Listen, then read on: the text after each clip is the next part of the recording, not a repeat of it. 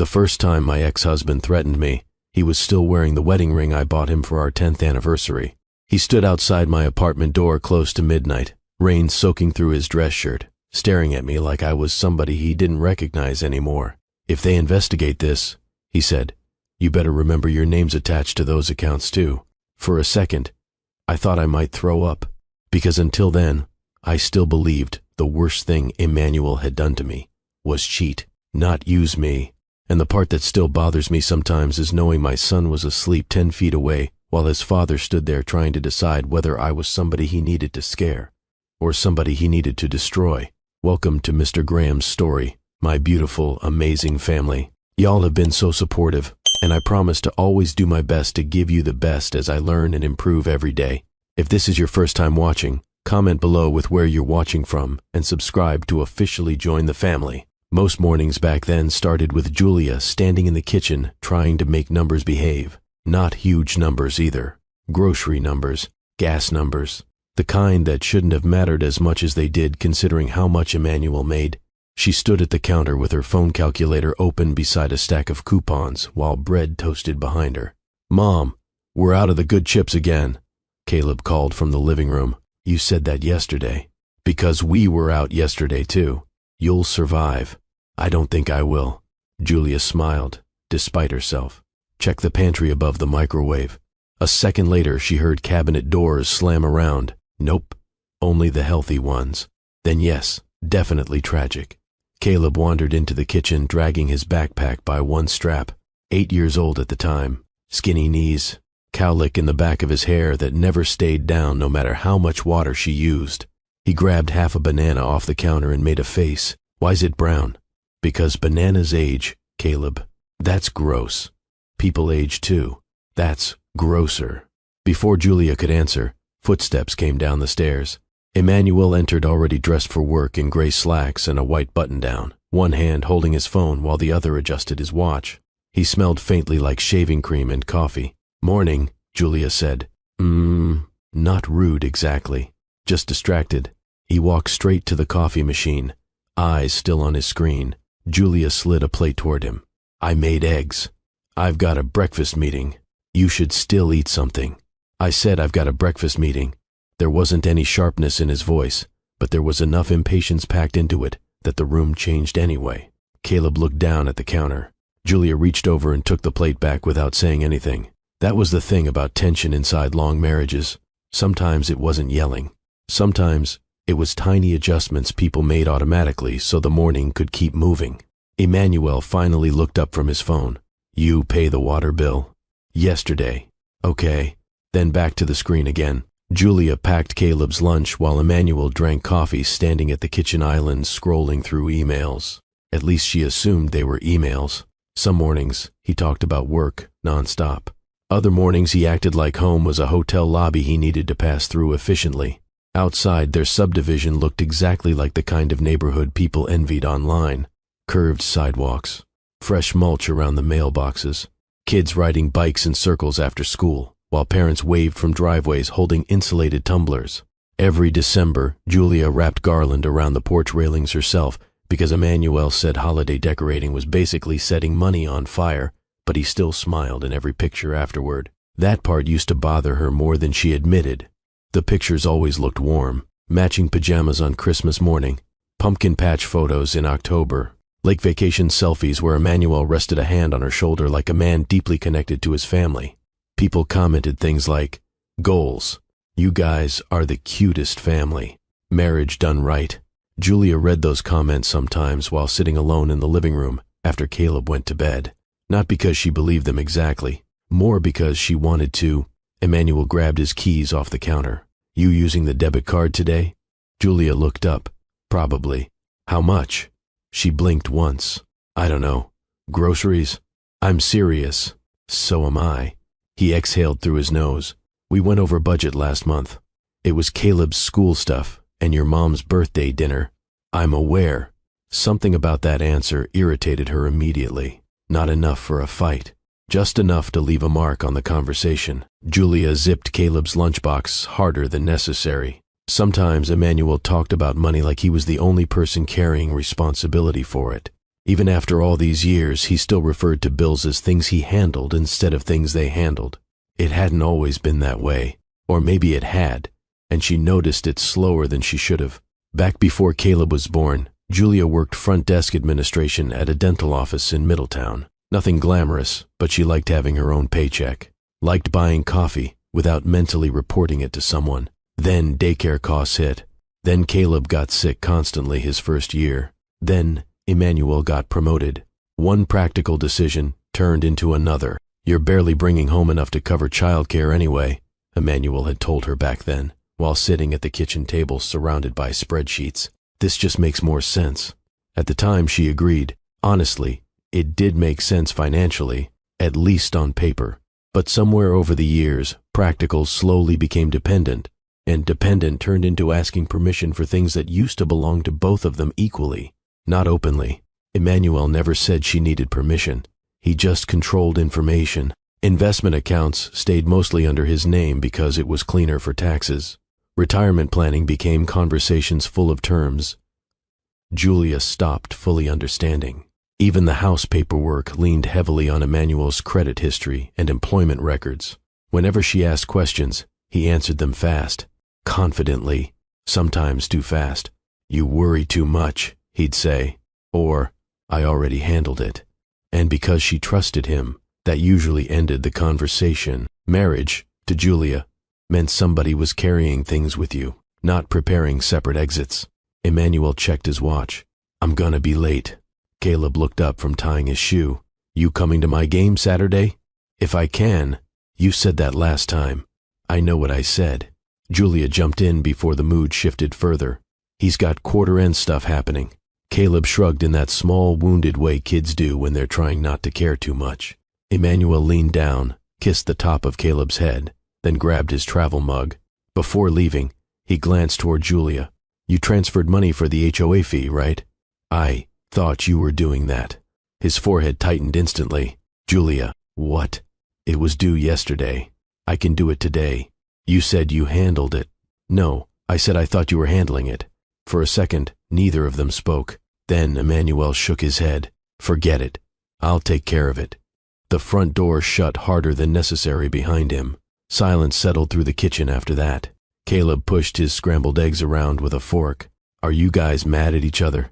Julia forced her voice lighter than she felt. "No, baby. You always say that." That one landed harder than she expected. She turned back toward the sink so he wouldn't study her face too closely. Outside, Emmanuel's black SUV backed down the driveway and disappeared around the corner. The rest of the morning moved normally after that, at least from the outside. Laundry, school drop-off, a Target run where Julia stood in an aisle comparing cereal prices longer than she probably should have. By noon, she'd almost convinced herself the weird tension at breakfast didn't matter. Except later that evening, while they sat on opposite ends of the couch with the television running, she noticed Emmanuel smiling at his phone. Not a casual smile either. Different than that. Small, focused, private. Julia looked over automatically. The second he noticed, he tilted the screen away. Just slightly, but enough. Looking back later, Julia tried a few times to figure out exactly when things between her and Emmanuel started feeling off. Not bad all the time. That would have been easier, honestly. There were still normal moments back then. Inside jokes in the grocery store. Watching Caleb try to tell stories too fast at dinner. Falling asleep during movies they both pretended they were still watching. That was part of what confused her for so long. Nothing collapsed all at once. The distance showed up gradually, like background noise you stop noticing until the room goes quiet again. Emmanuel started working later more often, after his promotion downtown. At first, Julia believed him completely because the job sounded exhausting every time he talked about it. Conference calls, client pressure, budget meetings, people above him demanding impossible things. Sometimes he came home wired and restless, pacing the kitchen while reheating leftovers at 10:30 at night. Other times, he barely spoke. "You okay?" she asked him once while folding laundry on their bed. "Fine." "You don't seem fine." "I'm tired, Julia." That answer became common enough she eventually stopped asking follow-up questions. And honestly, she understood stress changing people for periods of time. They were adults, married 11 years, Life wasn't supposed to feel exciting every second. Still, there were little shifts she noticed even while trying not to make too much of them. New shirts, more gym time, a different cologne she didn't remember him buying. Then, the phone habit started. Screen face down, taking calls outside, smiling at messages while pretending not to. Even then, cheating wasn't the first place her mind went. That embarrassed her later. Not because she trusted him, because she trusted the version of their life she thought they had. The Thursday she found out started completely ordinary. Caleb had soccer practice at 6. Julia spent most of the afternoon cleaning because Emmanuel's parents were supposed to visit that weekend, and his mother somehow always managed to inspect the house without looking obvious about it. By 5:30 she was rushing around trying to find Caleb's other shin guard while he yelled from upstairs that they were going to be late. "You said you packed them." "I packed one." "How do you pack one shin guard by accident?" "I don't know, Caleb, but apparently I'm talented." He came downstairs, hopping on one foot, trying to pull his cleat on. Julia grabbed her keys off the counter and noticed Emmanuel's laptop bag sitting beside the dining room table. That was unusual. He guarded that thing constantly. Her first thought was, honestly, annoyance. "Seriously?" she muttered. She pulled out her phone to call him, but it went straight to voicemail twice. "Mom, hurry." "I know." The laptop sat half-zipped. Julia opened it mostly out of reflex, planning to message him through his work email and tell him he forgot it. The screen lit immediately, and there they were. Messages already open. A woman named Rachel. At first, Julia barely reacted because she assumed it was work. Then she read the sentence sitting near the bottom of the screen. Last night felt different. Her eyes moved lower before her brain fully caught up. She suspects anything? The kitchen suddenly felt weirdly small. "Mom," Caleb shouted from the hallway. "Did you find the thing?" Julia kept staring. More messages. Inside jokes. Hotel reservations. A picture of Rachel holding a wine glass she definitely hadn't sent to a married coworker accidentally. Julia heard Caleb running toward the kitchen. She shut the laptop too fast. "You okay?" he asked. For one strange second, she forgot how to answer normal questions. "Yeah, you look weird." "I'm fine. We gotta go." He narrowed his eyes a little like kids do when they know adults are lying badly, but he grabbed his backpack anyway. The drive to soccer practice passed in fragments. Caleb talking about a kid on his team who kept picking his nose during drills.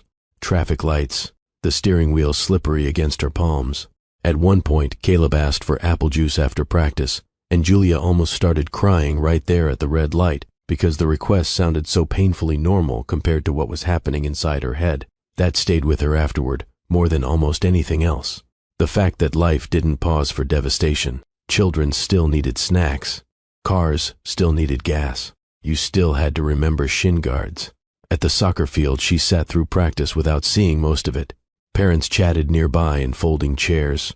One dad complained about property taxes. Somebody's toddler kept eating dirt near the bleachers. A woman beside Julia asked where she bought Caleb's cleats. Julia answered automatically. Meanwhile, her brain kept replaying those messages over and over, like something inside her refused to fully absorb them. Last night felt different. She suspects anything. By the time they got home, she'd made one decision. She wasn't doing this in front of Caleb, so she moved through the evening carefully. Dinner, homework, bath, bedtime. Caleb noticed she was distracted. "You forgot the funny voices." "What?" "When you read." "Oh." She picked the book back up. "Sorry." Halfway through the story, she lost her place completely. Caleb watched her for a second from under his blanket. "Mom?" "Yeah? Are you sick?" "No, baby." "You sure?" Julia smoothed his hair back gently. "I'm sure." He accepted that because children usually want reassurance more than explanation. After he fell asleep, Julia sat alone at the kitchen table in the dark for nearly 20 minutes before Emmanuel finally came home. She heard the garage door first, then footsteps, then his keys hitting the counter. "Hey," he called casually. "You seen my—" He stopped when he saw the laptop sitting in the middle of the kitchen table. Julia looked up at him. Neither of them spoke for a second. Emmanuel loosened his tie slowly. "You opened it." Not angry, not panicked.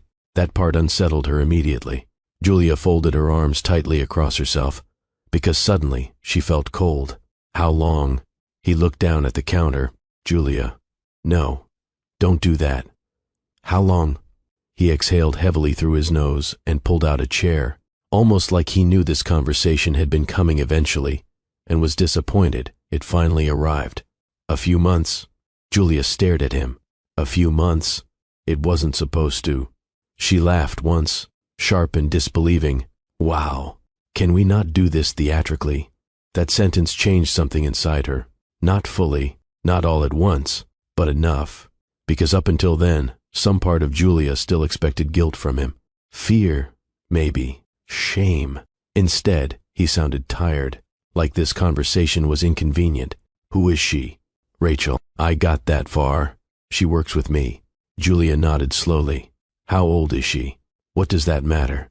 How old? He rubbed his forehead. 26. Julia looked away for a second. 26. Recently divorced, he explained. Started at the company about a year earlier. They connected. He actually used that word once, and Julia almost asked him if he could hear himself talking. Instead, she sat there gripping the edge of the table, hard enough her fingers hurt. You brought her into our life. That's not fair. Not fair? Julia blinked at him. You were texting her while sitting beside me on the couch. We haven't been good for a while. There it is. What? The excuse. It's not an excuse. You cheated on me. And you think you've been happy here? Julia stared at him across the kitchen, because that was the moment she understood something she hadn't seen clearly before. Emmanuel needed her partially responsible for this, not because it was true, because if the marriage had simply failed on his side, then he had to become the kind of man who destroyed his family for a coworker. And apparently, he couldn't tolerate that version of himself. I was tired, Emmanuel, she said finally. I was raising our son and trying to hold this house together while you disappeared into work all the time. You disappeared too. No. I got overwhelmed. There's a difference. The room went still after that. Emmanuel looked away first. Julia suddenly realized she didn't recognize the man sitting across from her anymore. Not fully. The face was familiar. The voice was familiar. But the person underneath both of those things felt strangely unreachable. Now, later that night, they slept on opposite sides of the bed, without touching. At some point around 2 a.m, Julia opened her eyes and saw the glow of Emmanuel's phone screen reflected faintly against the ceiling. He was turned away from her while typing. She stared at his back for a long time. Then she rolled over toward the wall and understood, with a kind of awful clarity, that whatever marriage she thought she still had probably ended long before she found the messages. The next few days felt strangely organized for something that was destroying her life. That bothered Julia almost as much as the affair itself. People still needed breakfast. Caleb still had school. Trash still had to go out Thursday morning because the HOA complained if cans stayed visible too long. Meanwhile, her marriage was sitting in the middle of the house, like broken glass nobody wanted to step on directly. Emmanuel acted careful around Caleb after the confrontation, almost overly patient. That made Julia angrier than if he'd yelled. He helped with homework, asked about soccer practice, made pancakes Saturday morning, like they were performing a version of family life neither of them believed anymore. At one point, Caleb laughed at something Emmanuel said, and Julia had to leave the kitchen because hearing normal happiness mixed into all of this made her chest hurt. They still slept in the same bed, though barely. There was a line between them now, neither crossed. Some nights Emmanuel stayed downstairs pretending to work on his laptop until after midnight. Other nights, Julia lay awake, listening to him shower at 1 a.m, wondering if he'd been with Rachel before coming home. She hated that thought most because it changed ordinary things into contaminated ones. His cologne, his shirts, the late meetings. Every memory suddenly needed rechecking. By Tuesday afternoon, Julia realized she'd started moving through the house carefully, like loud emotions might scare Caleb even more than silence already was. Kids always know something's wrong, long before adults admit it. Caleb watched them constantly now, not obvious staring, more like observation, his eyes moving back and forth during dinner whenever one of them spoke. "You guys okay?" he asked one evening while Emmanuel loaded the dishwasher. "We're fine," Emmanuel answered too quickly. Caleb looked at Julia instead. She forced a nod. "Just grown-up stuff." "What kind of stuff?" "Boring stuff." "That means bad stuff." Neither of them answered. Caleb sighed dramatically and went upstairs with his plate. After he disappeared, Emmanuel closed the dishwasher harder than necessary. You don't have to look miserable every second. Julia turned slowly from the sink. I'm sorry my reaction to your affair isn't upbeat enough for you. You know what I mean. No, actually, I don't. Emmanuel leaned against the counter, rubbing both hands over his face. I'm saying maybe we stop acting like this came out of nowhere. There it was again, that same quiet reshaping of reality. Julia dried her hands carefully before speaking, because she suddenly understood these conversations mattered more than they looked like they did. Yes, we had problems. We were disconnected. Okay, you were unhappy too.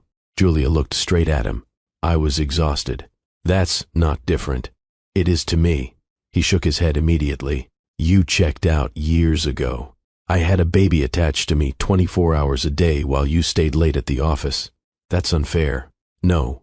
Unfair is finding out from laptop messages your husband's sleeping with someone from work. Emmanuel's jaw tightened. You keep reducing this to one thing. Julia actually laughed at that. One thing?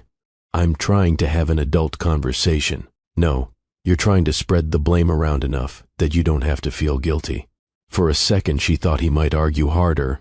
Instead, he went strangely calm. That's exactly what I mean, Julia. Every conversation turns into this. This happened because you cheated. It happened because this marriage stopped working. The sentence sat there between them, and the hardest part was, Julia couldn't fully deny pieces of it. The marriage had changed. They barely touched anymore. Conversations revolved around schedules, bills, Caleb, errands. Sometimes entire evenings passed with the television talking louder than either of them, but none of that erased choice. That distinction became important to her very quickly. Marriage problems were real. Loneliness was real. So was betrayal. And Emmanuel kept trying to flatten those things into the same category. Later that night, Julia stood in the laundry room pretending to fold towels while trying not to cry from pure frustration. Not dramatic heartbreak exactly, more like disorientation. Because she kept replaying years of her life, wondering which parts were real and which parts she'd edited into something safer to believe. The next morning, after dropping Caleb at school, she drove downtown to meet with a divorce attorney named Linda Mercer. Even scheduling the appointment had made her feel vaguely sick. Divorce belonged to other people in Julia's mind. Angry people. Loud people. Couples who threw dishes at walls. Not them. The law office sat on the 4th floor of an older brick building near Main Street. The waiting room smelled faintly like coffee and printer toner. Julia sat clutching her purse while a muted television played weather updates nobody watched. A couple across from her argued softly over paperwork. You told me you already filled this out. Well, maybe if you'd actually looked. The receptionist cut in smoothly before the fight escalated. Mrs. Carter? Julia stood too fast. Linda Mercer turned out to be in her 60s with silver blonde hair and reading glasses hanging from a chain around her neck. She spoke gently but fast, like someone used to emotionally overwhelmed people, needing information quickly. So, Linda said after they sat down, why don't you tell me where things stand right now? Julia opened her mouth, then unexpectedly started crying. Not loudly, just immediate tears she clearly hadn't planned on. Oh God, she muttered, embarrassed. Sorry. Linda slid a tissue box toward her without reacting much. It's all right. Happens every day. That weirdly helped. Julia wiped under her eyes and tried again. My husband's having an affair. Linda nodded once. How long have you been married? 11 years. Children? 1 son, Caleb. He's 8. And financially? Julia hesitated there. That was the first moment she realized she didn't fully know how to answer. Well, my husband handles most of it. Linda's expression stayed neutral. What does that mean exactly? He works in corporate finance. I stayed home more after our son was born. Julia shifted in her seat. I worked part-time some too. Bookkeeping mostly. Whose name are major assets under? Our names, I think. You think? Julia felt heat rise into her face. The house is both of us, I'm pretty sure. And investment accounts? Mostly his. But we're married, so. Her voice faded on its own. Linda folded her hands together carefully. Julia, I need you to understand something early so there are no surprises later. Marriage does create shared legal protections, but practical access to money and documented ownership matter too. Julia frowned. I don't understand. Linda reached for a yellow legal pad. Retirement accounts, brokerage accounts, bonuses, stock options. If most of those are structured primarily through your husband's employment and under his management, untangling access can become complicated. But I stayed home because we agreed that made more sense for our family. I understand. No, I mean together. Julia leaned forward now. It wasn't like I quit working against his wishes.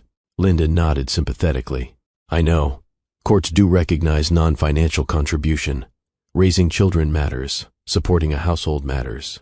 Then why does this sound bad? Linda paused. Because lawyers who've done this long enough know when honesty is going to hurt somebody. It sounds vulnerable, she said finally. Julia sat very still after that. Vulnerable. Not protected. Not secure. Vulnerable. Suddenly dozens of old conversations replayed differently in her head. It's easier this way. I'll handle it. You don't need to stress over financial stuff. At the time, those sentences sounded responsible. Sitting in that office now, they sounded like distance. Linda started discussing practical next steps after that. Documentation, bank statements, custody considerations, temporary arrangements. Julia listened, but parts of her brain kept snagging on one ugly realization. She had trusted marriage itself more than actual paperwork. Trusted shared history, shared parenting, shared life. Meanwhile, Emmanuel had apparently kept building financial structure around himself the entire time. By the end of the meeting, Julia's head hurt. Linda handed her a folder before she left. Do not panic yet, she said firmly. People rebuild from this, all the time. Julia nodded weakly. Outside, downtown Louisville moved around her normally. People carried coffees. A delivery truck blocked half the street. Some guy in a suit laughed into his Bluetooth headset, walking past her. Julia stood there beside the parking meter, feeling like she'd stepped out of her own life for an hour and returned to find everything slightly rearranged. That night, after Caleb went to bed, she found Emmanuel sitting at the kitchen island scrolling through stock reports on his tablet. We need to talk about divorce, she said. He looked up immediately, not surprised, almost relieved she'd finally said it out loud. Okay. The calmness in his voice scared her more than anger would have. The mediation office sat in a low brick building 20 minutes from downtown Louisville beside a dentist and a state farm agency. Julia remembered that stupid detail because she stared at the insurance sign for almost 5 full minutes before going inside. Rain tapped steadily against the windshield while she sat parked with the engine running. Her hands hurt from gripping the steering wheel too long. She hadn't slept much the night before. Caleb woke up around midnight after a nightmare and climbed into bed beside her, knees and elbows everywhere like he used to when he was smaller. Dad moving out forever? He'd asked sleepily. Julia stared at the ceiling before answering, I don't know yet, which technically wasn't a lie at the time, though deep down, she already knew. Inside the mediation office, everything smelled faintly burnt. Burnt coffee, burnt microwave popcorn maybe. The kind of office smell that settles into carpet after years of stressed people sitting in small rooms trying not to explode at each other. A receptionist handed Julia paperwork she'd already filled out once before. Sorry, the woman said. We need updated signatures. Julia nodded, without reading most of it. Through the hallway glass, she spotted Emmanuel already seated inside the conference room with his attorney. Navy suit, white shirt, calm posture. He looked exactly like himself. That annoyed her immediately, not because she wanted him miserable exactly, because she was falling apart in private, while he still looked prepared for quarterly earnings calls. His attorney stood to shake Julia's hand politely when she entered. Morning. Hi. Emmanuel glanced up briefly. You're late. Julia checked the clock on the wall automatically. She wasn't late. Her jaw tightened. No, I'm not. The mediator entered before anything else could start. Mid-50s maybe. Tired eyes. The expression of a woman who'd watched hundreds of marriages dissolve across beige conference tables. All right, she said, while sitting down. Let's continue discussing custody structure and financial agreements. Custody structure. Like Caleb was an office renovation. Julia folded her hands together under the table because she could already feel anger trying to crawl up her throat. For the first 20 minutes, everything stayed technical. school schedules, holiday rotation, transportation responsibilities. Emmanuel spoke in that measured professional voice he used during work calls. I think consistency matters most for Caleb right now. Julia almost laughed hearing him say that while sleeping with a coworker for months behind everyone's back. Instead, she stayed quiet. Linda had warned her before mediation started. Do not react emotionally to every provocation. Some people use calmness strategically.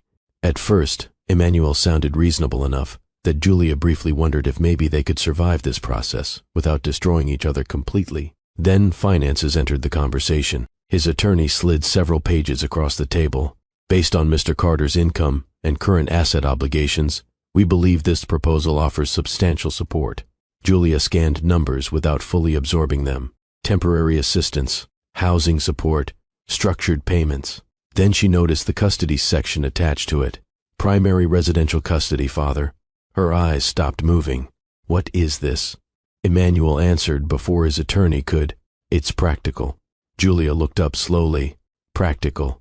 You don't currently have stable full-time income. I've been raising our child, and you'll still see him. The mediator immediately jumped in. Let's slow down a little. No, Julia said, without taking her eyes off Emmanuel. I want him to explain this. Emmanuel leaned back in his chair. I'm trying to avoid dragging Caleb through a long legal fight. You're trying to take him. That's not what this says. Julia pushed the papers slightly across the table. It literally says primary custody. You'd have shared parenting time. Her chest started tightening now, because his tone stayed so calm, like this was obvious, logical, efficient. The mediator cleared her throat carefully. Mr. Carter, perhaps you can explain your reasoning more specifically. Emmanuel nodded once. Julia hasn't worked consistently in years. I'm financially capable of providing stability immediately. Same school district, same extracurriculars, same neighborhood. And his mother? Julia asked. No one's removing you from his life. That sentence almost made her lose her temper. Like motherhood was visitation, she stared at him across the table trying to understand whether he actually believed what he was saying, or whether he'd simply rehearsed it enough to sound convincing. Then he said the part she never forgot. If Caleb primarily lives with me, I'll make sure Julia has enough support to reset comfortably. The room changed after that. Even his attorney shifted slightly in his chair. Julia blinked once.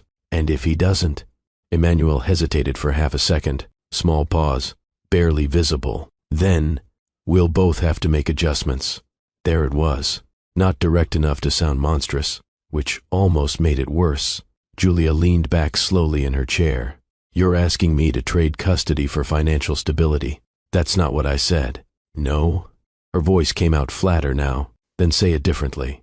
Julia, say it differently. His jaw tightened. I'm saying we should be realistic about what each of us can provide right now. The mediator jumped in again. Perhaps we should take a short break. But Julia barely heard her, because suddenly, dozens of small moments from their marriage rearranged themselves in her head again. The account structures, the investments, the way Emmanuel always needed control over financial decisions. He'd been building leverage for years without ever calling it that, and sitting there now, he genuinely believed leverage would win. You think I'll give up eventually, Julia said. Emmanuel frowned immediately. This isn't about winning. Yes, it is. You're emotional right now. His attorney closed his eyes briefly after that sentence, like he already knew it landed badly. Julia stared at Emmanuel for a long second. Then she spoke carefully because anger suddenly felt less useful than clarity. You think if things get hard enough financially, I'll fold. No one said that. You didn't have to. Rain hit the windows harder outside. The mediator suggested another break, and this time nobody argued. Julia walked into the hallway feeling unsteady.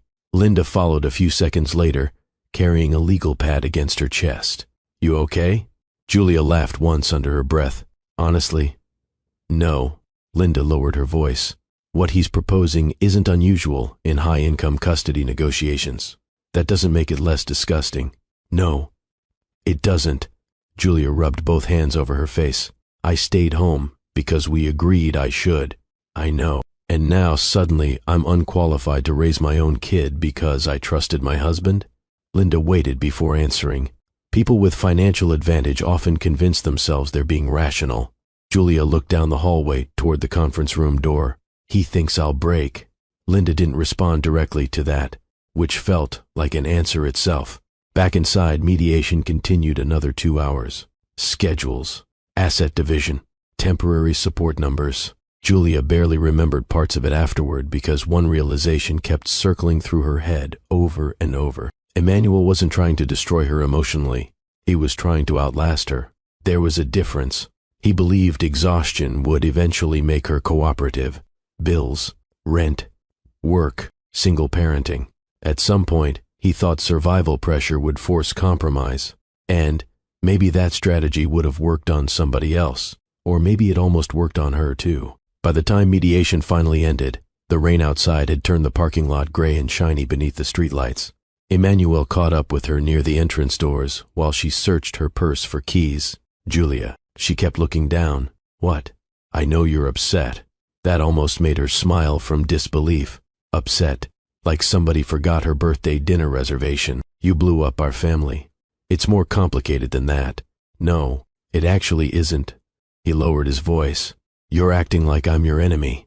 She finally looked at him then, and what scared her most was how sincerely confused he seemed, as though everything happening now was unfortunate but manageable if she'd stop making it difficult. You stood in there and tried to use money against me. I'm trying to make sure Caleb has stability. You mean your version of stability? Emmanuel exhaled sharply. You can barely support yourself right now. The words hung there between them. Cold, precise, intentional. Julia felt them land physically, not because she thought he was completely wrong, because part of her feared he wasn't. That was the cruelest part of financial dependence. Even when someone weaponized it against you, pieces of it still sounded true. She stared at him another second before stepping outside into the rain. Her car sat near the back of the lot under a flickering light. By the time she got inside, her clothes were damp around the shoulders. Julia locked the doors immediately, even though Emmanuel wasn't following her. Then she sat there breathing hard with both hands pressed against the steering wheel. Through the windshield, she could see him still standing beneath the awning, talking to his attorney calmly, like the conversation had already moved on in his mind. For the first time since the affair started, Julia understood something clearly enough that it stopped frightening her. Emmanuel mistook motherhood for weakness, and eventually that was going to be his biggest mistake. The apartment sat above a tire shop off Preston Highway, beside a pawn store and a laundromat with broken neon lighting that blinked all night. When Julia first unlocked the door, Caleb stood in the middle of the living room, turning slowly in a circle. That smell weird. Julia tried not to react. The place carried a permanent mix of old carpet, grease drifting up from the garage below, and whatever cleaning product the landlord used to cover both. It's temporary, she said. Caleb nodded, like he believed her. At the time, she wanted to believe it too. The apartment had 2 bedrooms if you were generous with the definition of bedroom. The second one barely fit Caleb's twin bed and a narrow dresser Denise found at a thrift store for $40. The air conditioner rattled hard enough to wake them some nights. Water pressure disappeared anytime somebody downstairs used the industrial sink. And every afternoon around 4:30, the tire shop compressor kicked on beneath the floorboards with a loud vibrating hum that made the kitchen glasses shake faintly inside the cabinets. Still, it was theirs. No tension sitting at the dinner table waiting to explode. No checking Emmanuel's mood before speaking. No wondering whether he'd come home late smelling like another woman's perfume. The first night there, Julia sat cross-legged on the floor, surrounded by half-unpacked boxes, while Caleb built a blanket fort in the corner using dining chairs and duct tape. You think Dad's house is bigger than this? He asked casually. Julia kept unpacking silverware. Yes. You think Rachel lives there now? The question caught her off guard, mostly because of how normal Caleb sounded, asking it. Children adjusted to impossible information in pieces. I don't know, she answered carefully. Caleb crawled halfway into the blanket fort. She wears too much perfume. Julia almost smiled despite everything. Probably not something you need to tell her directly. I wasn't planning to. That first month passed in survival mode. Julia got a morning job at a medical office answering phones and handling patient intake forms. The pay wasn't great, but the hours worked around Caleb's school schedule. 3 evenings a week she cleaned a downtown law office after hours for extra money. Denise watched Caleb those nights. "You owe me exactly 1 kidney and maybe some mozzarella sticks," Denise told her, while stealing fries from Julia's plate at a diner one Tuesday. Julia snorted tiredly. "I can probably afford 1 mozzarella stick." Denise had been her cousin technically, but growing up they were more like sisters who fought constantly until adulthood made them appreciate each other better. She never treated Julia like a charity case either. That mattered. When Julia tried apologizing too much for needing help, Denise cut her off immediately. "You stayed home raising a kid for years while your husband played corporate king. Stop acting embarrassed because life blew up." Easy for Denise to say maybe, but shame still followed Julia around in strange ways. At the grocery store, counting coupons. At school pickup, driving an older car after Emmanuel kept the SUV. When parents from their old neighborhood smiled too carefully and asked, "So, how are things?" People loved divorce gossip as long as they could pretend concern while collecting details. By October, Julia's feet hurt almost constantly. The medical office required standing most of the morning, and the law office downtown had marble floors that punished your knees after 3 hours with a mop bucket. Some nights she came home so exhausted she sat on the closed toilet lid in the bathroom, staring at nothing, before forcing herself to shower. Once, after Caleb fell asleep, she cried because she'd miscalculated the checking account by $32 and didn't know whether gas or groceries mattered more until payday. That kind of crying surprised her. No dramatic breakdown, no sobbing. She covered her mouth with one hand so Caleb wouldn't hear through the wall and waited for it to pass. The worst part wasn't even being tired. It was feeling reduced, like her entire life had narrowed into bills, schedules, and trying not to panic publicly. Meanwhile, Emmanuel appeared to be having the time of his life, at least online. Boat pictures on Lake Cumberland, steakhouses downtown, Rachel smiling beside him, holding wine glasses under restaurant lighting. One Saturday morning, Julia made the mistake of opening Facebook before coffee. A mutual acquaintance had tagged Emmanuel and Rachel at some rooftop event. Rachel wore a white dress with one shoulder exposed. Emmanuel stood beside her, grinning in a way Julia hadn't seen in years. The caption read, "Sometimes life gets better when you stop settling." Julia stared at the screen until her vision blurred. Then she locked her phone and shoved it across the counter hard enough that Caleb looked up from his cereal. "You okay?" "Fine." "You don't sound fine." "I'm tired." That answer came too quickly now. She noticed it immediately, because Emmanuel used to say the exact same thing whenever she tried reaching him emotionally near the end of the marriage. The realization irritated her enough. She stood up and started washing dishes that were already clean. A week later, Denise called while Julia folded laundry. "You need to stop looking at his social media." "I'm not." "Julia, okay, sometimes. You know none of that stuff is real, right?" Julia matched socks aggressively. "I know. But knowing didn't stop it from hurting, because public happiness felt like proof she'd become replaceable faster than she understood how to process. Around the same time, Caleb started saying things that left bruises Julia couldn't visibly react to. Small comments at first. "Dad says you were always angry." Or, "Dad says grown-ups fall out of love sometimes." Julia answered carefully, every single time. "Adults see things differently. Your dad and I both love you. We're figuring things out." She refused to make Caleb choose sides emotionally, even when Emmanuel clearly wasn't offering the same restraint. Then one Thursday evening, while driving home from Denise's apartment after work, Caleb spoke from the back seat. "Dad said you left him first." Julia tightened her grip on the wheel. Streetlights blurred softly through the windshield as rain started again outside. "What do you mean?" "He said you checked out before Rachel happened." The sentence sounded rehearsed. Not in a manipulative way from Caleb, more like he was trying to repeat adult language he didn't fully understand. Julia stared ahead at the red light changing slowly. "What did you say?" Caleb shrugged behind her. "I don't know." The light turned green. Cars moved around them. Julia could feel anger rising fast now, hot and immediate, but Caleb wasn't the person she was angry at. That distinction mattered. "He shouldn't talk to you about grown-up relationship stuff," she said finally. "But is it true?" Julia opened her mouth, closed it again, because this was the impossible part. Telling enough truth without handing your child emotional damage they'd carry into adulthood. We had problems before the divorce, she said carefully. That's true.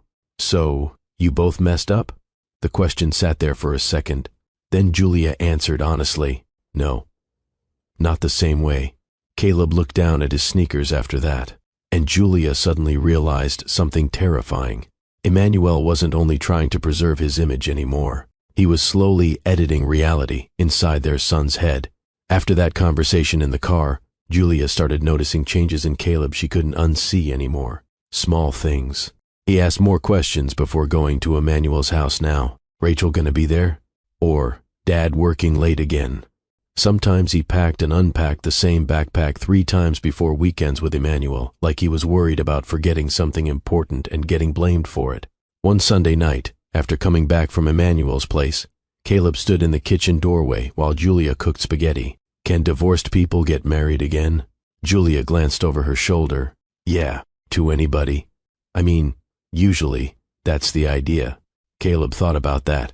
Then, if Dad marries Rachel, do I gotta call her my stepmom? Julia stirred the sauce slowly. You don't have to call anybody anything you're uncomfortable with. He nodded, but his face stayed tense. At 8 years old, Caleb still believed there was a correct answer adults were hiding from him somewhere. Like if he asked enough questions, eventually someone would explain divorce in a way that actually made sense. But adults barely understood it themselves half the time. That same week, Julia noticed Caleb chewing the sleeves of his hoodies again. He used to do that in kindergarten whenever he got anxious before school presentations. Now the cuffs stayed damp almost constantly. You nervous about something? She asked one night while folding laundry. No. You sure? Shrug.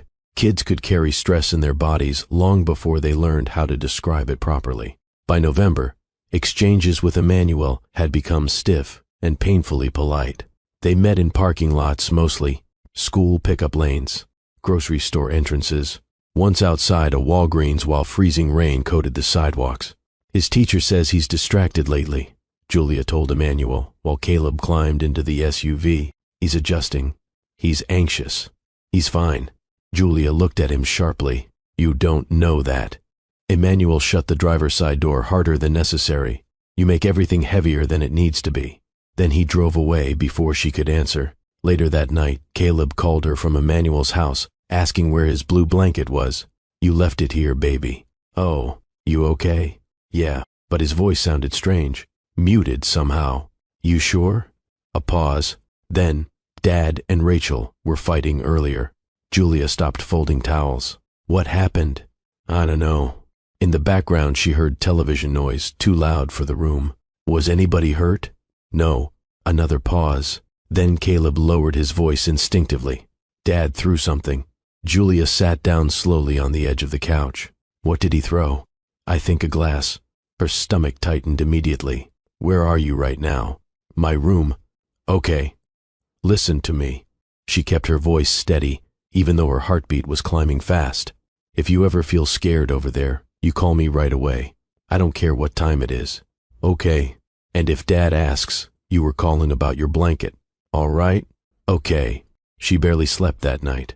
Every bad possibility kept replaying itself in loops through her head. At 7 the next morning, Emmanuel texted, Everything fine. Caleb overheard an argument. Don't make this dramatic. Julia stared at the message while standing in the medical office break room holding terrible coffee. Don't make this dramatic. That sentence followed her all day, like fear itself was inconvenient to him. A few days later, Caleb admitted more details while they sat in traffic after school pickup. Rachel was crying. Julia kept her eyes forward. Did they say what they were fighting about? No. He picked at the corner of his backpack zipper. Dad grabbed her arm, though. Julia's hands tightened on the steering wheel. What do you mean, grabbed? Like, hard. Caleb demonstrated awkwardly against his own wrist. She told him to let go. Traffic crawled another few feet. You saw this yourself? Yeah. Did he hurt you? No. Julia nodded once, though her chest had gone cold. That conversation changed the way she thought about Emmanuel. After that, not instantly, but enough, because affairs were one thing, lying was one thing. But the image of Caleb standing in a hallway listening to adults scream while Emmanuel grabbed Rachel hard enough to scare a child stayed lodged in Julia's mind permanently. Around the same time, weird mail started showing up at the apartment. At first, she assumed it was leftover financial paperwork from the divorce process. Tax notices, bank envelopes, business forms. Most went straight into a pile near the microwave because she barely had energy left. Business forms. Most went straight into a pile near the microwave because she barely had energy left by evening to read complicated legal language. Then one Saturday morning she opened an envelope while Caleb watched cartoons in the living room. The letterhead read, Crescent Harbor Consulting LLC. Julia frowned immediately. She'd never heard of it before. The document listed both her and Emmanuel connected to the company. Mom? Caleb called. You making pancakes or no? 1 second. She kept reading. There were account summaries attached too. Large transfers moving between business entities she didn't recognize. Her name appeared several times throughout the packet. Julia felt irritation first, more than fear. Probably leftover tax structuring or something Emmanuel handled during the marriage without explaining properly. Still, she grabbed her phone. Emmanuel answered on the 4th ring, sounding distracted. What? What is Crescent Harbor Consulting? Silence, briefly. Then, where'd you hear that? I got paperwork. It's old business stuff. What business stuff? You wouldn't understand the filings. Julia stared at the papers. My name's on this. So what does that mean? It means your name's on paperwork, Julia. She could already feel him trying to end the conversation. No, stop. I'm serious. Why am I attached to some LLC I've never heard of? Emmanuel exhaled impatiently. Because sometimes married couples get listed jointly for tax purposes. What tax purposes? You're overthinking this. Then explain it. I don't have time for this right now. The line went dead. Julia lowered the phone slowly. In the living room, Caleb laughed at something on television. Normal Saturday afternoon sounds, cartoons, traffic outside, the upstairs neighbor running a vacuum. Meanwhile, a strange cold feeling started spreading through Julia's stomach. Not panic exactly, more instinct than anything. Like her brain recognized danger before the rest of her caught up. Over the next 2 weeks, more envelopes arrived. Unknown account statements, tax forms tied to addresses she didn't recognize, business correspondence listing her as co-owner or officer on companies she'd never discussed with Emmanuel once during their marriage. She spread everything across the kitchen table one night after Caleb fell asleep. The paperwork looked dense and confusing under the apartment light. Numbers, transfers, entity names. Some signatures looked like hers, or close enough to make her pulse jump. Julia picked up one document again and stared harder. Had she signed this? Maybe buried inside mortgage paperwork years ago. Some refinance packet? Tax season documents Emmanuel rushed her through while she cooked dinner and helped Caleb with homework. She honestly couldn't tell anymore, and that frightened her more than she wanted to admit, because for the first time since the divorce started, Julia realized there might be things happening around her marriage she never understood at all. Julia waited almost 6 days before driving to Lexington. Part of that was scheduling. Most of it was denial. The envelopes stayed stacked near the microwave while she moved around them, pretending life already contained enough problems without inventing new ones. But every time she walked past the paperwork, her stomach tightened. By Friday morning, she finally called Harold Bennett. He answered on the 3rd ring. Well, he said in that slow, gravelly voice she remembered from childhood. Haven't heard from you in a while. Julia sat in her car outside the medical office, gripping her phone. I need help understanding something. Harold paused briefly. That serious, huh? I think maybe. All right, come by tomorrow. Harold had been friends with Julia's father for most of her life. They'd worked together years ago, before Harold moved into financial investigations for a regional firm that handled fraud cases and corporate audits. As a kid, Julia remembered him always smelling faintly like coffee and old paper. Big gray beard, reading glasses hanging low on his nose. The type of man who spoke carefully enough that people usually stopped interrupting him. He semi-retired after his second heart attack, though according to her father before he passed away, Harold never fully stopped working because he didn't know how. The drive to Lexington took a little over an hour and a half. Rain threatened all morning without fully arriving. Caleb stayed with Denise for the afternoon, which made Julia feel guilty even though Denise practically shoved her out the door. You look like you're going to throw up, Denise told her while opening the apartment door. Go figure your weird paperwork out. Thanks. Very comforting. You know what I mean. Harold lived outside the city near Georgetown, in a modest brick house with a deep front porch and wind chimes that clinked softly whenever the breeze picked up. He opened the door before Julia even knocked fully. Hey, kid. Nobody else still called her kid anymore. That almost made her emotional immediately. Harold stepped aside. Coffee, please. His kitchen looked exactly the same as she remembered from years earlier.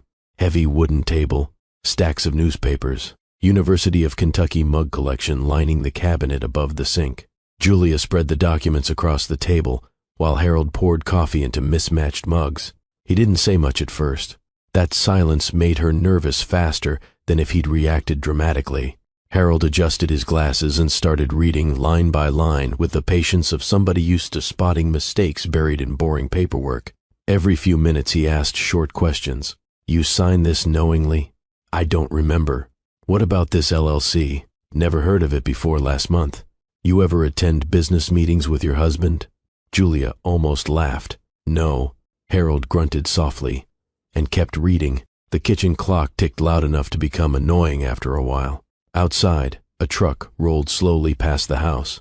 Julia wrapped both hands around her coffee mug, even though she'd barely touched it. Finally, Harold leaned back in his chair. Well, he muttered. That one word dropped heavily into the room. Julia sat straighter. What? Harold removed his glasses slowly. Some of these accounts look layered. I don't know what that means. It means money's moving through multiple entities before ending up somewhere else. Julia frowned. For taxes? Maybe. That answer came too carefully. Harold slid one document closer. See this company here? Yeah. It doesn't appear to have actual employees. So companies with no operational footprint, moving large sums of money, tend to attract attention eventually. Julia stared at the paper. None of it looked criminal to her. Just confusing. Numbers, transfers, legal language. Harold tapped another page, and your name appears connected to several of these filings. A cold feeling spread through her arms. I didn't do any of this. I know. But legally, I said, I know. He rubbed his beard thoughtfully while reading again. What exactly did your husband do in finance? Corporate logistics budgeting. I think. You think? Julia shut her eyes briefly. That answer embarrassed her now, because the truth was, Emmanuel handled so much of their financial life that entire sections of it became background noise to her over the years. Retirement talk, tax structuring, business partnerships. He always explained things fast and confidently enough that asking follow-up questions made her feel stupid. Harold looked at her carefully. You trusted him.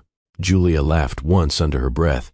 Apparently, no, Harold corrected gently. Apparently, you were married. That landed harder than she expected. He gathered several papers into one stack. Did you sign tax documents without reviewing them closely sometimes?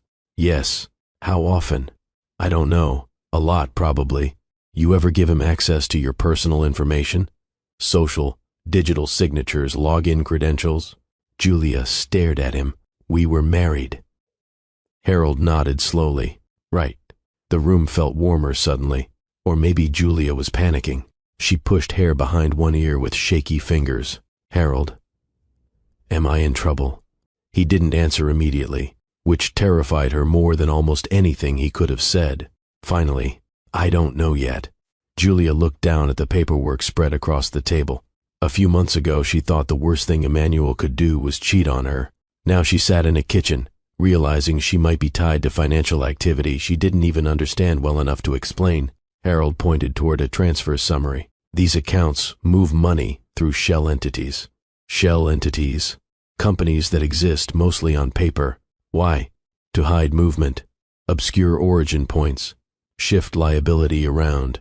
Julia felt her heartbeat climbing again. But why would my name be attached? Harold's expression tightened slightly. Because spouses attract less scrutiny. She stared at him. The kitchen suddenly sounded too loud. Clock ticking, refrigerator humming, wind chimes outside. You think he used me? Harold held her gaze for a second. I think your husband may have treated shared identity as insulation. Julia pressed both palms flat against the table because she honestly thought she might throw up. For several minutes, neither of them spoke much after that. Harold continued sorting documents into smaller piles, while Julia tried piecing together years of ordinary marriage memories against this completely different possibility. Emmanuel rushing papers toward her while she cooked dinner. Sign here real quick. Need this before the bank closes. Tax deadline's tomorrow. At the time, those moments felt boring. Now they looked dangerous. Harold eventually stood and refilled both coffee mugs. You need copies of everything, he said. Digital and physical. Julia nodded automatically. And stop throwing mail away. I wasn't. You were thinking about it. She looked guilty immediately. Yeah, I figured. Harold sat back down. You told any attorneys about this yet? Not specifically. Do that carefully. What does that mean? It means you don't walk into a room accusing people of fraud without understanding what you're holding. Julia rubbed at the side of her forehead. I can't do federal prison, Harold. That finally made him look directly at her again. Hey, her eyes lifted. You listen to me. Panicking won't help you. But if my name's on all this, then we sort through it properly. Julia looked down again. A strange numbness had started replacing the panic now. Not calm exactly, more like overload. The drive home blurred together afterward. She missed her exit near Louisville because she kept replaying Harold's words over and over. Shared identity as insulation. Rain finally started halfway home. By the time she pulled into the apartment parking lot, her shoulders ached from tension. The tire shop downstairs was already closed for the evening. Fluorescent lights buzzed faintly through the garage windows. Inside the apartment, Caleb sat cross-legged on the couch eating microwave popcorn while watching cartoons with Denise. Mom, he said immediately. Denise burned half the popcorn. I did not, Denise argued. The bag betrayed me. Julia managed a tired smile. You okay? Denise asked quietly, while Caleb turned back toward the television. Julia nodded too fast. Yeah. Denise studied her face for another second, but let it go. After she left, and Caleb finally went to sleep, Julia sat on the apartment floor, surrounded by paperwork again. The air conditioner rattled overhead. Cars hissed through rain outside. She picked up one form after another, trying to recognize pieces of her own life inside them. Signatures, account numbers, business names, and sitting there on the carpet sometime after midnight, Julia realized Emmanuel hadn't only betrayed her emotionally, he may have been building protection around himself using her name for years. After Lexington, Julia stopped treating the paperwork like an annoying side problem. It became part of her routine. Morning job, pick up Caleb, dinner, laundry, documents. Most nights after Caleb went to sleep, she sat at the small kitchen table with her laptop open and stacks of papers spread around her like she was cramming for an exam she never agreed to take. At first, she barely understood what she was looking for. Harold helped with that. Patterns matter more than single transactions, he told her during a phone call one Tuesday evening. Anybody can explain one weird transfer. Repetition's harder. So Julia started organizing everything by dates, tax forms, archived emails, account summaries, business filings. She found old folders buried in shared cloud storage Emmanuel forgot she still had partial access to, password-protected PDFs, scanned signatures, expense reports from companies she'd never discussed with him once during their marriage. Some nights she got nowhere. Other nights, her stomach dropped every 20 minutes. One file showed reimbursement payments routed through 3 separate companies before ending in an account tied to Emmanuel's consulting work. Another listed Julia herself as a registered officer for an LLC she'd never heard spoken aloud before opening those envelopes. Harold reviewed copies carefully whenever she sent them. Your ex thinks he's smarter than everybody, he muttered during another call. Is he? Harold snorted. Men who think consequences don't apply to them usually get sloppy eventually. The strange thing was, the deeper Julia looked, the calmer she became outwardly. Not because she felt safe, because fear was getting replaced by focus. Survival alone didn't feel sufficient anymore. Now she needed understanding. Meanwhile, Emmanuel seemed increasingly irritated by her questions. Every conversation carried this underlying edge, like he could sense control shifting slightly out of his hands. One evening during custody exchange outside Caleb's school, he stopped Julia beside the parking lot. You've been talking to people. Julia adjusted Caleb's backpack strap. I talked to lots of people. You know what I mean. Cold wind pushed leaves across the pavement around them. Parents moved nearby, loading kids into minivans and SUVs without paying attention. Emmanuel lowered his voice. If you're trying to create problems financially, you're gonna regret it. Julia looked at him carefully. 3 months earlier, that sentence probably would have intimidated her immediately. Now it mostly sharpened something inside her. What financial problems? His jaw flexed once. You know exactly what I'm talking about. Before she could answer, Caleb came jogging back from the school entrance, carrying a forgotten folder. Oops. Emmanuel stepped back instantly, expression changing so fast it almost looked practiced. There's my guy. He smiled at Caleb and ruffled his hair. Julia watched the switch happen in real time. That unsettled her more than outright anger sometimes. A week later, Rachel approached her unexpectedly during pickup. Julia spotted her near the sidewalk before Rachel fully committed to walking over. Camel-colored coat, hair pulled back loosely, oversized sunglasses despite cloudy weather. For a second, Julia honestly considered getting back into her car and leaving, but Rachel already lifted a hand awkwardly. Hey, Julia crossed her arms automatically. Rachel stopped a few feet away. I know this is probably the last thing you want. You're right. Rachel nodded, like she expected that. Up close, she looked exhausted. Not glamorous, like the social media pictures anymore. There were dark half circles under her makeup, and tension sitting visibly around her mouth. Neither woman spoke for a second. Children yelled nearby from the playground, while teachers directed traffic near the buses. Finally, Rachel said, "Can I ask you something?" Julia almost laughed from disbelief. That depends. Rachel looked down briefly. Was he always this controlling? The question caught Julia off guard hard enough that she answered honestly before thinking, "What do you mean?" Rachel gave a short, uncomfortable shrug. He checks my phone sometimes. Julia said nothing. And if I don't answer fast enough when he calls. Rachel hesitated. He gets weird about it. A cold understanding moved through Julia slowly. Not shock, recognition. Rachel rubbed her thumb against the strap of her purse. I know you probably hate me. Julia considered lying politely. Instead, I did. Rachel nodded once, like she'd earned that. But Julia glanced toward the school entrance, where Caleb still hadn't come outside yet. But I think maybe you didn't know who you were dealing with either. Rachel laughed softly, though there wasn't much humor in it. No, I definitely didn't. For the first time since the affair started, Julia saw Rachel less as the woman who helped destroy her marriage and more as somebody younger who stepped into a situation she badly misunderstood. That didn't erase what happened. It complicated it. Rachel looked like she wanted to say more, then changed her mind. He talks about you constantly, she admitted finally. Julia frowned. What does that mean? Everything's somehow your fault lately. That sounded familiar enough to almost be funny. Rachel lowered her voice. He gets angry if I question anything financial too. Julia's attention sharpened immediately. What kind of financial stuff? Rachel looked nervous now. I don't know specifics. I stopped asking. The school doors opened behind them. Kids started pouring outside. Rachel stepped backward immediately. I should go. Rachel, she paused. If somebody contacts you about business accounts or filings. Julia chose her words carefully. Don't assume he's protecting you. Rachel's face changed slightly after that. Not dramatic fear. More like a person realizing something they already suspected might actually be true. Then she walked away toward a silver sedan parked near the curb. Caleb finally appeared, carrying a crumpled spelling test. I got an 84. Julia blinked once, pulling herself back into the moment. That's good. No, it's not. It's spelling, not brain surgery. He slid into the passenger seat. As Julia drove away, she noticed Rachel sitting in her car, gripping the steering wheel without moving. That image stayed with her longer than expected. Because anger had been easier, cleaner. Now everything felt messier than that.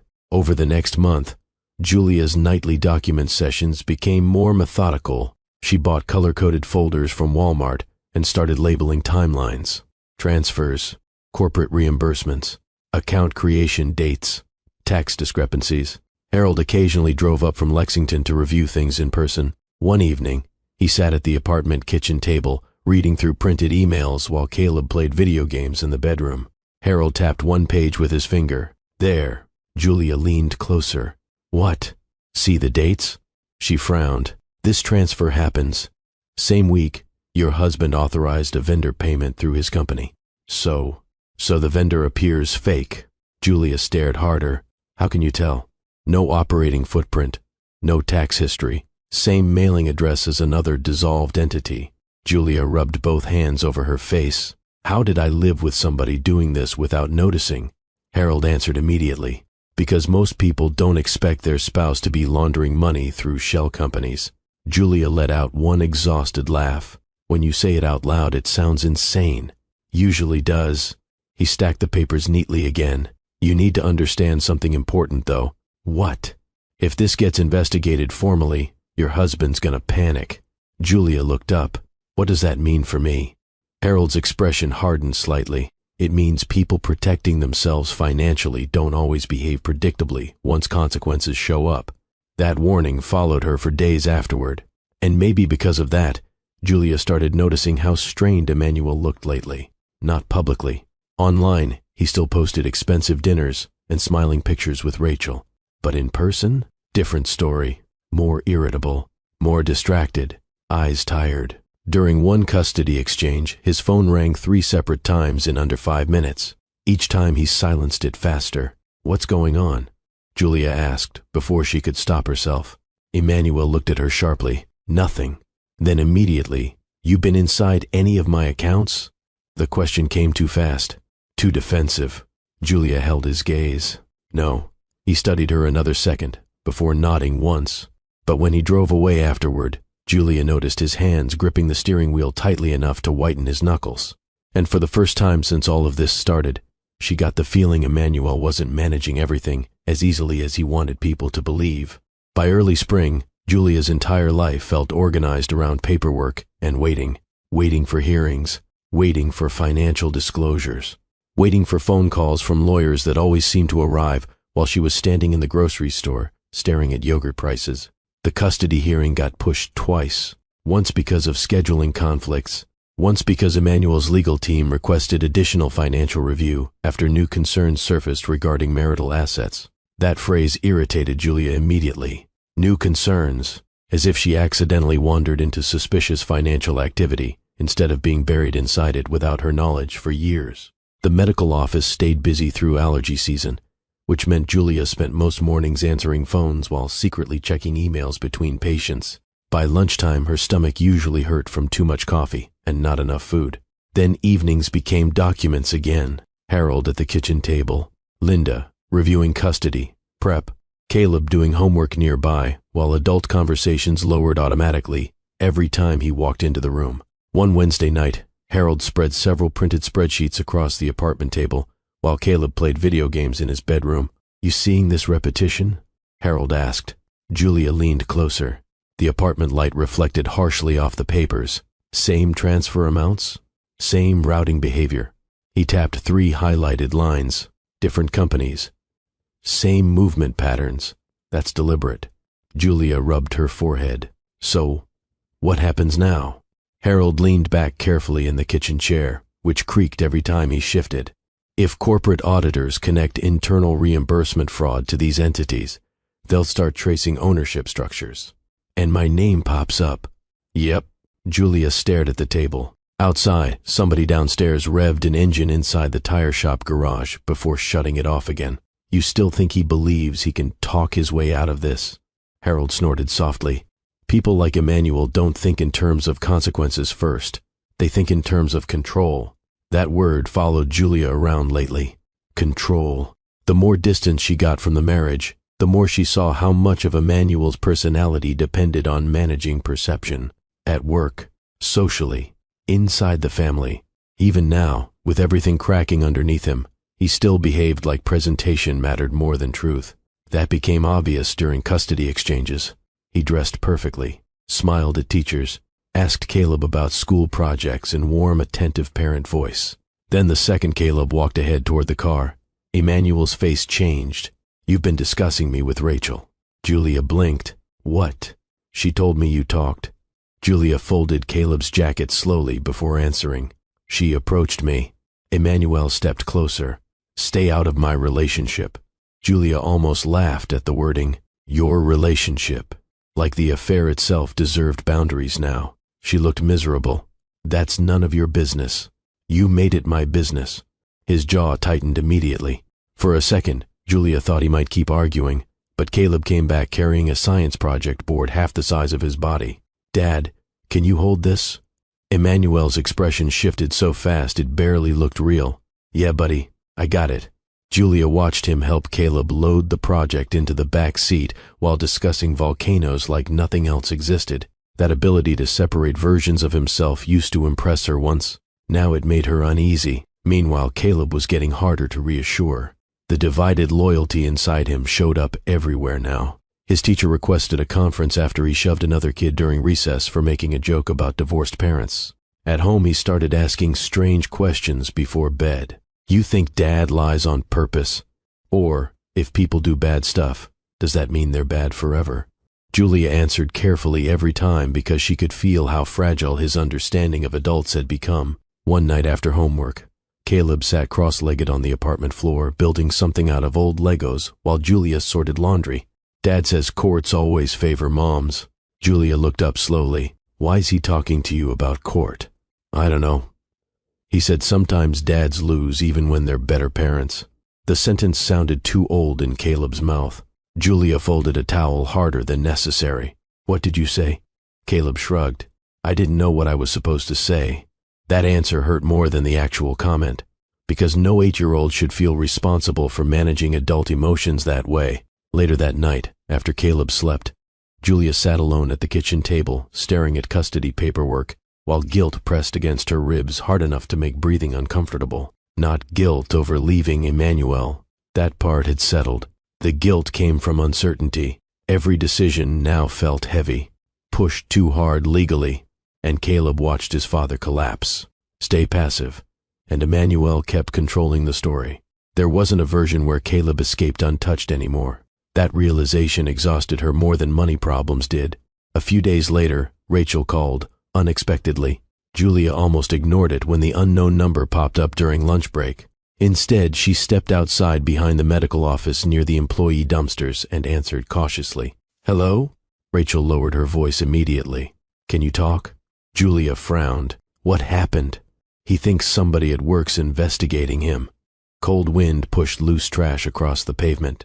What do you mean investigating? I don't know specifics, Rachel said quickly, but he's paranoid lately. Like, constantly. Julia leaned against the brick wall behind her. Rachel, why are you calling me? Because that part genuinely confused her. There was a long pause before Rachel answered. I think he used me too. The sentence came out strained and embarrassed at the same time. Julia closed her eyes briefly. What happened? He kept asking me to say certain things if anybody contacted me. What things? That business reimbursements were normal. That some accounts were technically family managed. Rachel swallowed audibly. He told me if investigators ever asked questions, I should say you handled parts of the filings. Julia's stomach dropped. What? He said nobody looks twice at the wife. Traffic moved heavily nearby on the main road. Rachel kept talking quickly now, like she needed to get the words out before losing nerve. At first I thought he was exaggerating, like rich finance guy stuff. But lately, she stopped herself. He gets angry whenever I ask questions. Julia stared out toward the parking lot. When did he tell you this? Months ago. Months, meaning Emmanuel discussed using her identity while still trying to negotiate custody arrangements and financial support like a concerned father. Julia pressed her fingers hard against her forehead. Rachel, listen carefully. If anyone contacts you officially, you tell the truth. I know. No, I mean it. I said, I know. Rachel's voice cracked slightly there. Not dramatic.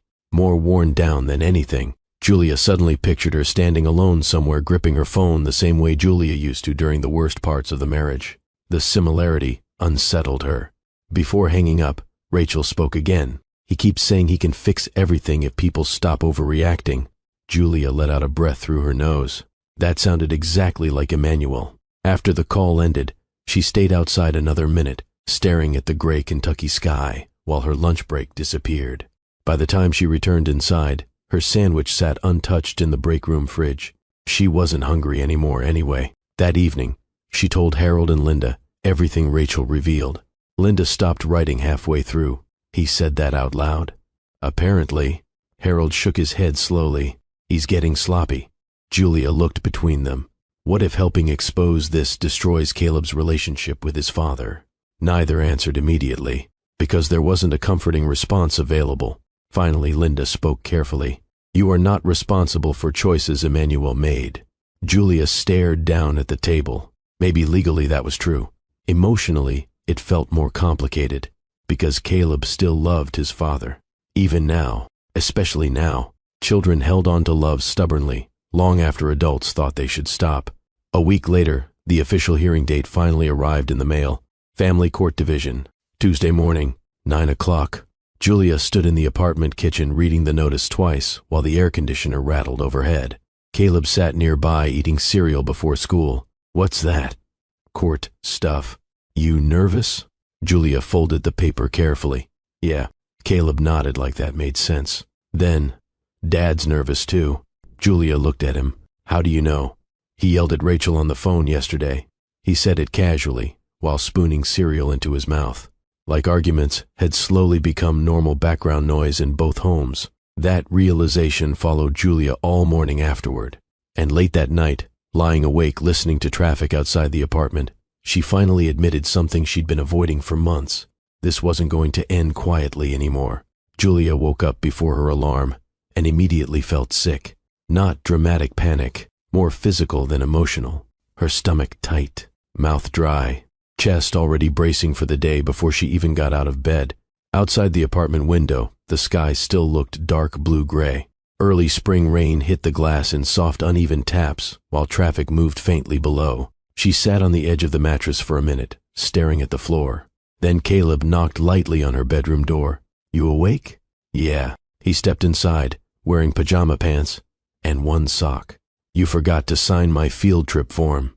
Julia blinked a couple times, trying to pull herself fully into the moment. Sorry. Bring it here. He handed over the crumpled paper. You nervous about court? Kids heard everything eventually. Julia signed the form carefully. A little. You gonna win? The question landed wrong immediately because it reminded her how children viewed adult conflict sometimes. Simple winners, simple losers. She handed the paper back. I'm gonna tell the truth.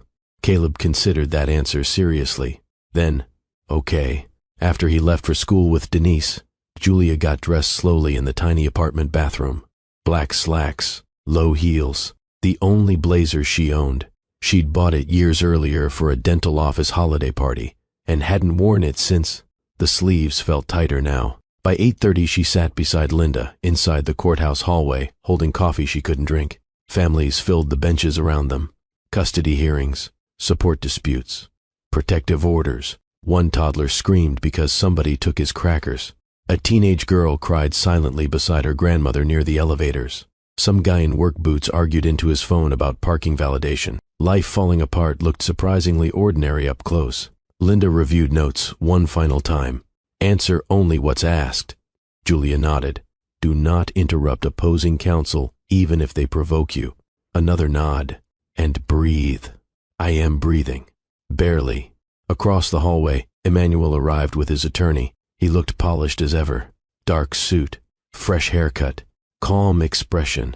But underneath it, Julia noticed things she wouldn't have recognized months earlier. The stiffness in his shoulders, how fast he checked his phone, the tightness around his mouth when he thought nobody watched him. He glanced toward her briefly. No smile, no nod, just assessment. Then he walked into the courtroom. The hearing started at 9:15. The courtroom itself felt smaller than Julia expected. Too warm, beige walls, fluorescent lighting harsh enough to make everyone look exhausted. She sat beside Linda, trying not to move her knee constantly.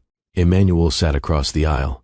The judge reviewed preliminary custody issues first, before financial concerns entered discussion. For almost 30 minutes, everything sounded painfully procedural. School structure, parenting schedules, living arrangements. Then, Emmanuel's attorney stood. We would also like the court to consider concerns regarding Mrs. Carter's instability during this period.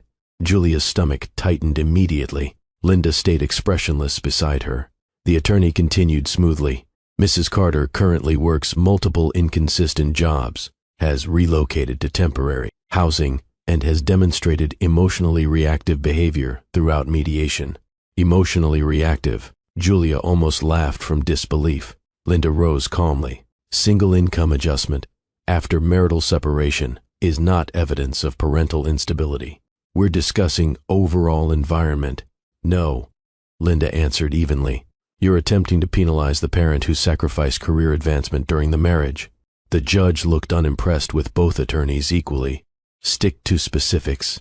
Emmanuel's attorney nodded. Of course, Your Honor. Then came the part that made Julia's pulse spike. There are also unresolved questions regarding financial entities connected to Mrs. Carter's name. Julia physically felt the blood drain from her face. Beside her, Linda sat forward immediately. Your Honor, the attorney kept going. Several business filings and associated accounts appeared jointly tied to Mrs. Carter. The courtroom suddenly sounded distant to Julia. Air conditioner humming, paper shuffling, someone coughing in the back row. Linda objected sharply this time. Counsel is implying misconduct without context or formal findings. We're discussing financial judgment. No, Linda shot back. You're attempting intimidation. The judge raised a hand before either attorney escalated further. Enough. Julia stared straight ahead, trying not to visibly panic. Across the room, Emmanuel avoided looking at her completely. That hurt more than she expected. Not because she wanted support from him anymore, because he was willing to let suspicion settle around her publicly if it protected himself. The judge turned toward Linda. Do you intend to address these financial connections? Linda stood slowly. Yes, Your Honor. Extensively. Something in her tone made Emmanuel finally look up, and for the first time that morning, Julia saw uncertainty flicker across his face. Linda approached the evidence table carrying organized binders Harold helped prepare. Mrs. Carter's name appears attached to multiple entities created and operated during the marriage without her informed participation. She handed documents to the clerk. We can demonstrate repeated filings executed while Mrs. Carter was either absent, working unrelated jobs, or physically documented elsewhere. The judge reviewed pages carefully. Linda continued.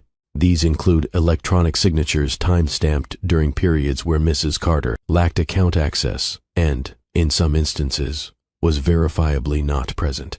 Emmanuel shifted in his seat now, subtle movement, but visible. Linda kept building slowly. Travel records, archived login data, corporate reimbursement chains, nothing dramatic, which somehow made it more devastating. Piece by piece, the version Emmanuel presented started developing cracks. His attorney interrupted repeatedly, trying to slow momentum. Speculation, incomplete interpretation, no formal criminal finding, but the evidence itself kept accumulating. Julia answered questions when asked. Yes, Emmanuel managed most financial accounts. Yes, she signed documents during the marriage without full review. No, she did not create or operate the listed companies independently.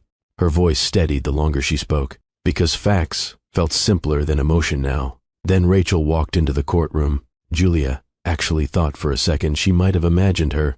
Rachel wore a dark sweater and looked pale enough that even courtroom lighting couldn't hide it. Emmanuel froze visibly when he saw her. Not anger first, fear. His attorney turned immediately. Your Honor, we were not informed. Linda stood. Rebuttal witness. Rachel sat down carefully and clasped both hands together so tightly her knuckles whitened. The courtroom shifted after that. Everybody could feel it. Rachel answered quietly at first. Yes, she worked with Emmanuel. Yes, they had a personal relationship. Yes, he discussed financial concerns with her repeatedly during the past year. Emmanuel stared at the table while she spoke.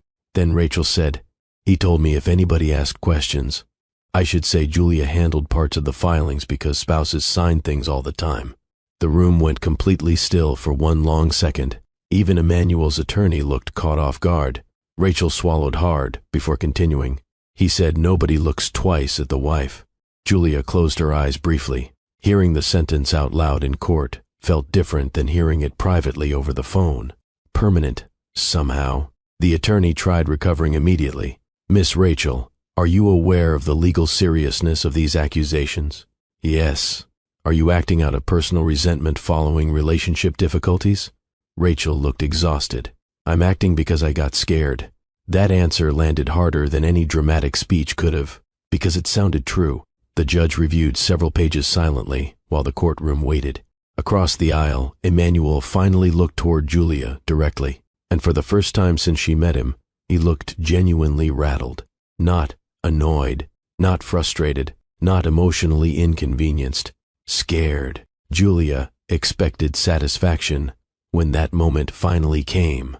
Instead, she mostly felt tired, because sitting there watching the father of her child realize control was slipping away didn't feel victorious. It felt sad and dangerous. The first article showed up online 3 weeks later. Nothing huge. A local business journal piece about internal financial irregularities inside Emmanuel's company. No arrest. No formal accusation yet, but the wording alone was enough. Julia found it accidentally while searching school closings during a thunderstorm. She stared at the headline from the apartment couch, while Caleb built a science project volcano on the coffee table using glue that smelled like chemicals. Corporate audit expands following reimbursement concerns. Emmanuel's name appeared halfway down the article, not highlighted dramatically, buried inside paragraphs about vendor relationships and financial review procedures. Still, it was there. Caleb looked up from his project. What? Julia locked her phone immediately. Nothing. You made the face. What face? The stressed face. Children noticed patterns adults thought they hid well. Julia set the phone face down beside her. Your volcano's leaning. Caleb looked horrified and rushed to fix it. By then, Emmanuel's company had already started distancing itself publicly. His corporate bio disappeared from the website first. Then his LinkedIn suddenly changed to transitioning into independent consulting opportunities. Denise sent Julia screenshots one evening with the message, "Girl, this man is sinking." Julia never responded, because none of it felt entertaining from inside the situation. At custody exchanges, Emmanuel looked thinner every week. The polished version of him still existed technically. Pressed shirts, expensive watch, controlled posture. But pressure leaked through now. Dark circles under his eyes, shorter temper. Phone constantly vibrating. One Friday afternoon, he arrived 20 minutes late picking up Caleb from school. Caleb sat beside Julia in the parking lot, kicking the back of her seat softly. Dad forgot again? He's probably stuck in traffic. But even she didn't believe it fully. When Emmanuel finally pulled in, he climbed out too fast and nearly forgot to close his driver's side door. Sorry, he muttered. No explanation, no performance. Caleb grabbed his backpack slowly. You okay? The question surprised all three of them. Emmanuel looked at his son for a second before answering. Yeah, buddy, just busy. But his voice sounded strained enough that even Caleb noticed.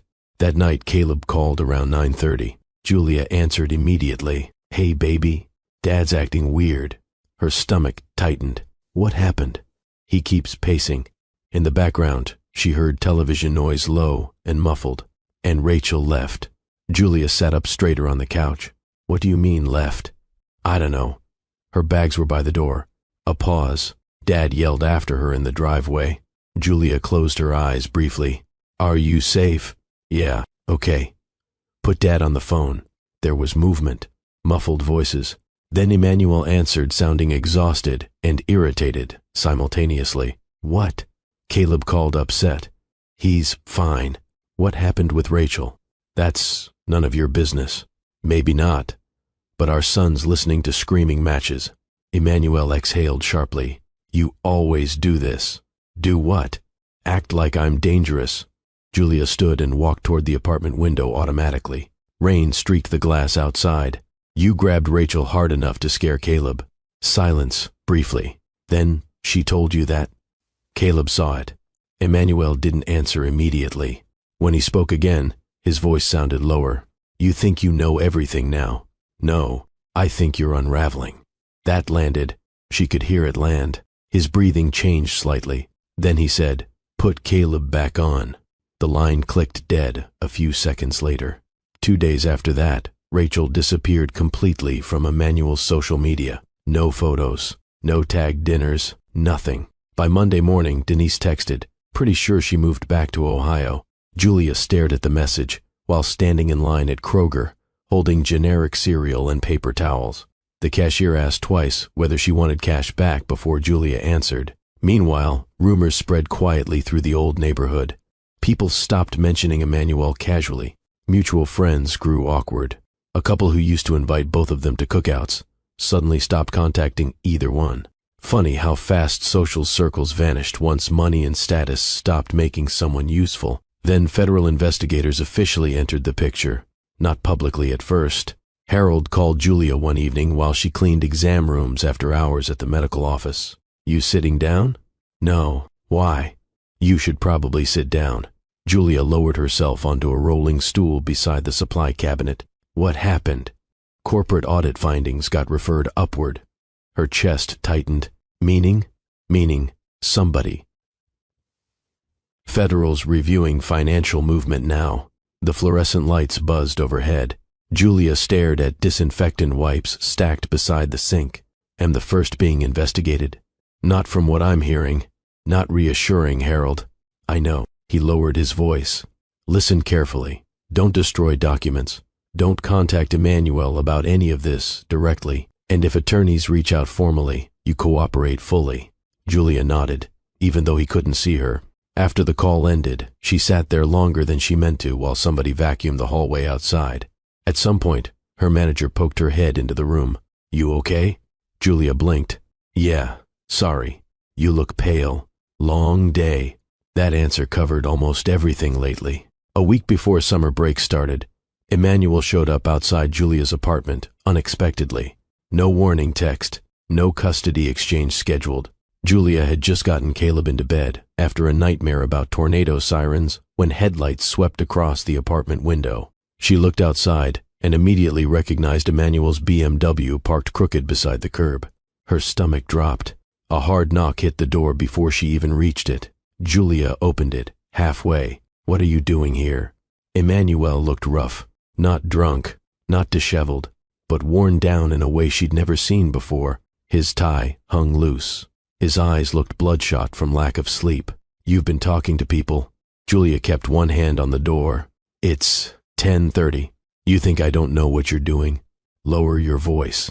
I'm serious. Caleb shifted faintly in the bedroom down the hall. Julia stepped outside immediately and pulled the apartment door mostly shut behind her. The humid night air smelled like rain and motor oil from the tire shop below. What do you want? Emmanuel laughed once, under his breath. You're helping destroy me. No, your decisions are doing that. You fed information to Rachel. She came to me. You turned her against me. Julia stared at him. She's scared of you.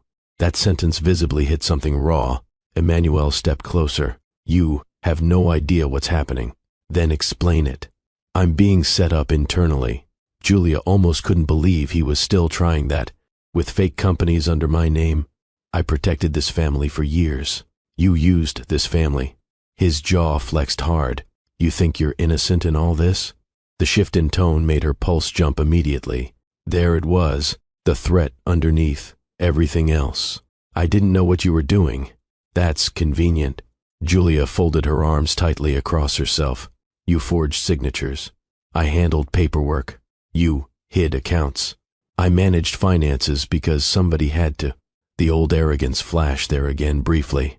Same tone, same belief that competence erased morality. Then Emmanuel looked directly at her and said the sentence she would remember for years afterward. If I go down for this, you go down too. The parking lot suddenly felt very small. A dog barked somewhere across the street. Inside the apartment, pipes knocked softly in the walls. Julia stared at him carefully, and weirdly, hearing the threat out loud changed something important. Because for months, she'd still carried pieces of confusion about who Emmanuel really was underneath all this. The husband she built a life with, the father who coached Caleb's soccer team, the man who used to fall asleep beside her on Sunday afternoons during football games. But standing there outside the apartment while he threatened her to protect himself, the last of that confusion finally burned away. You're not scared about losing me, she said softly. Emmanuel frowned. You're scared about losing control. For a second, neither moved. Then Emmanuel shook his head sharply, like he physically rejected the idea. "You always make everything emotional." "No," Julia answered. "I just finally see you clearly." His face hardened immediately after that. Not rage exactly. Worse. Emptiness. Then he stepped backward toward his car. "This isn't over." Julia didn't answer. She waited until he drove away before going back inside. Caleb was standing in the hallway rubbing one eye sleepily. Was that Dad? Julia looked at her son for a long moment, standing in the hallway rubbing one eye sleepily. Was that Dad? Julia looked at her son for a long moment before speaking. Yeah. Why was he mad? She knelt carefully in front of him. Because sometimes adults make bad choices and don't know what to do after. Caleb absorbed that silently. Then he leaned forward and wrapped both arms around her neck. Julia held him there in the dim apartment hallway, while the old air conditioner rattled overhead. And for the first time in months, she realized she was less afraid of Emmanuel than she used to be. 2 years later, Julia still woke up too early sometimes, usually around 4:30. No alarm, no obvious reason. Her body had simply gotten used to listening for problems. She'd lie there in the dark apartment for a minute, staring at the ceiling fan, while old anxiety moved through her automatically. Did I pay the electric bill? Did Caleb finish that school form? Did I answer Linda's email? Did something happen overnight?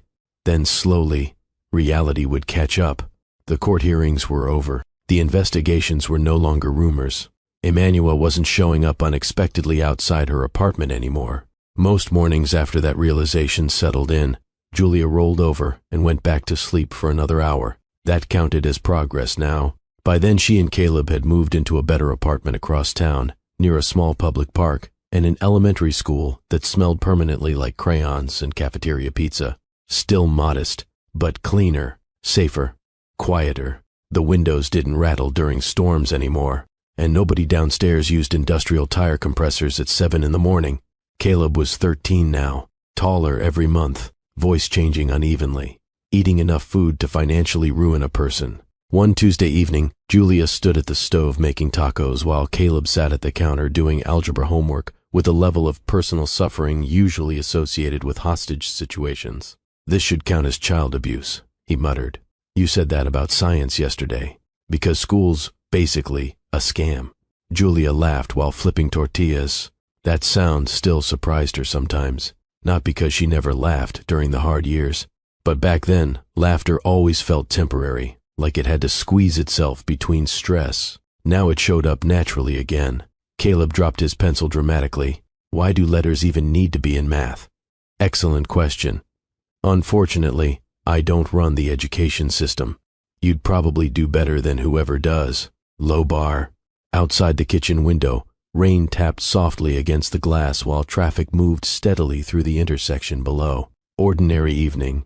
Homework, dinner cooking, a basketball game, playing quietly from the living room television. The kind of normal Julia used to overlook, before learning how exhausting tension could become when it lived inside a house long enough.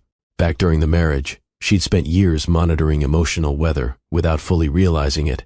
How stressed was Emmanuel today? Was he irritated, distracted, withdrawn?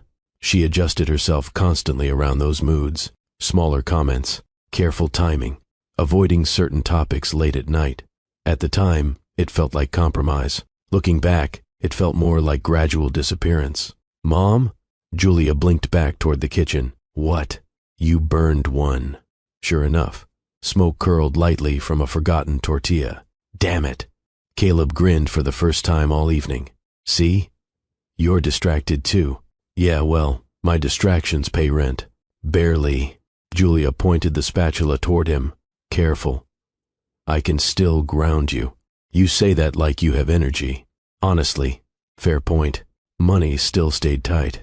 That part never magically fixed itself."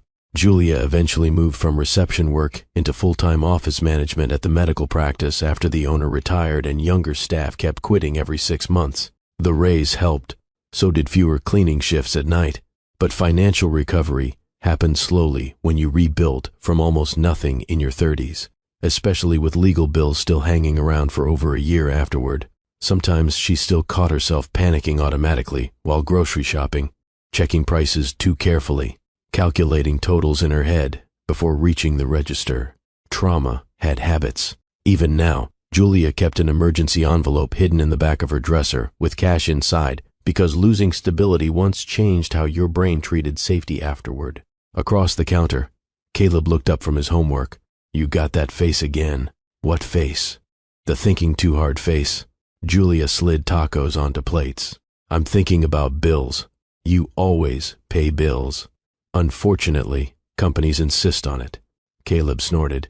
Teenagers laughed differently than little kids. Less open, more accidental. Still good, though. They ate dinner at the small kitchen table beside the window while rain thickened outside. Halfway through the meal, Caleb started telling a story about a kid at school who accidentally called a teacher mom in class and tried pretending it never happened. Julia laughed hard enough, she almost dropped her fork. Oh no. He tried to cough over it. That makes it worse.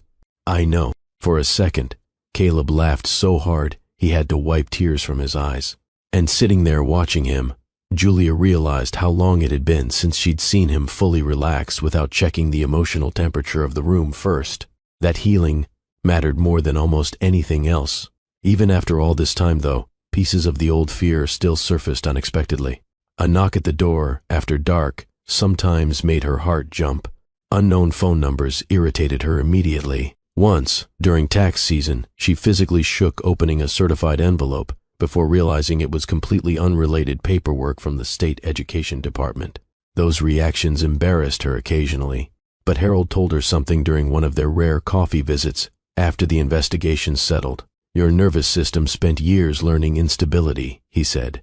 People don't switch that off overnight. Harold aged noticeably over those 2 years too. Slower walking, more doctor appointments, still stubborn. Federal charges against Emmanuel eventually became public record after months of investigation and negotiations.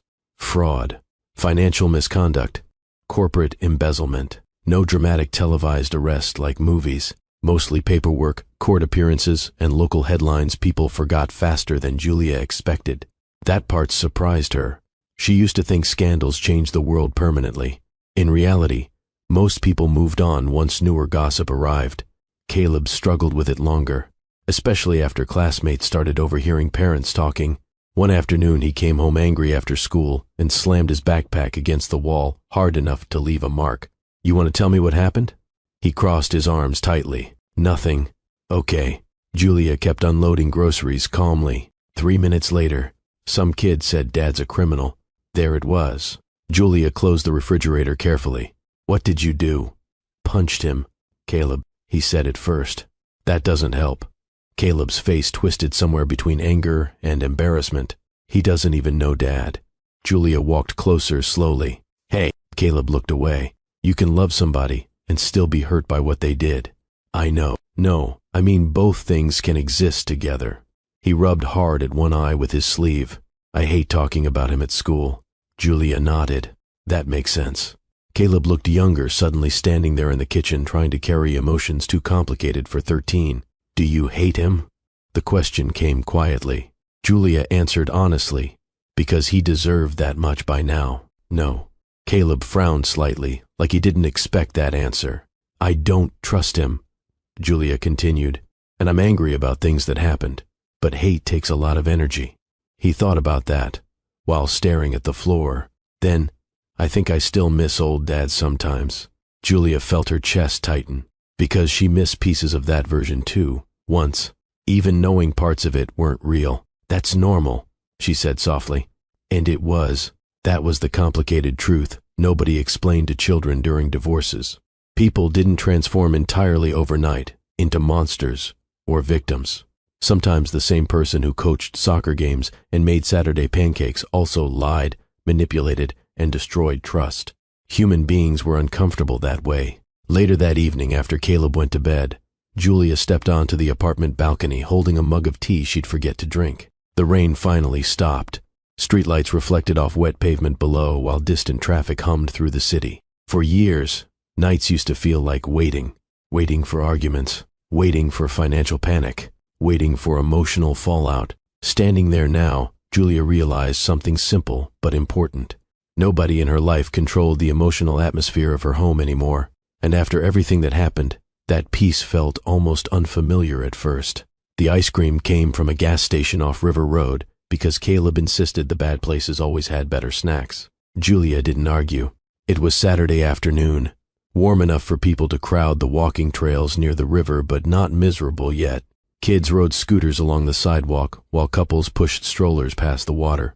Caleb sat on the hood of Julia's car, holding a melting chocolate cone and watching barges move slowly down the Ohio River. At 13, he'd entered that awkward stage where he looked half-grown one day and 12 years old again the next. His knees stuck out too far from his jeans. His voice cracked randomly. He ate like somebody preparing for hibernation. "You got napkins?" he asked. Julia handed him a stack from the gas station bag. "You're already losing the battle." "I eat aggressively. That's one word for it." He grinned slightly. For a while, they sat there without talking much. Not uncomfortable, just normal. Wind moved softly across the water, carrying that muddy river smell Louisville always had in summer. Nearby, somebody played music low from a parked truck. A dog barked every 30 seconds at absolutely nothing. Caleb licked ice cream off his thumb thoughtfully. "Mom?" "Yeah." "Were you scared back then?" Julia looked over at him. The question sounded casual at first, but she knew better by now. Kids usually circled difficult things before landing directly on them. Back when, you know, he gestured vaguely with the cone, the divorce stuff. Julia leaned against the car beside him. "Honestly, yeah, all the time." Caleb stared out toward the river again. "Then why didn't you stop?" "Stop what?" "Fighting Dad." Julia let out a slow breath through her nose. Because there it was, the question underneath the question. She took a second before answering. "I wasn't trying to fight him forever. But you still went to court and everything. Because some things mattered too much not to." Caleb scraped melting ice cream from the side of the cone absently. "You thought he'd take me?" Julia considered lying. "Didn't. I thought he might try. He says he never would have." "That's probably true from his perspective."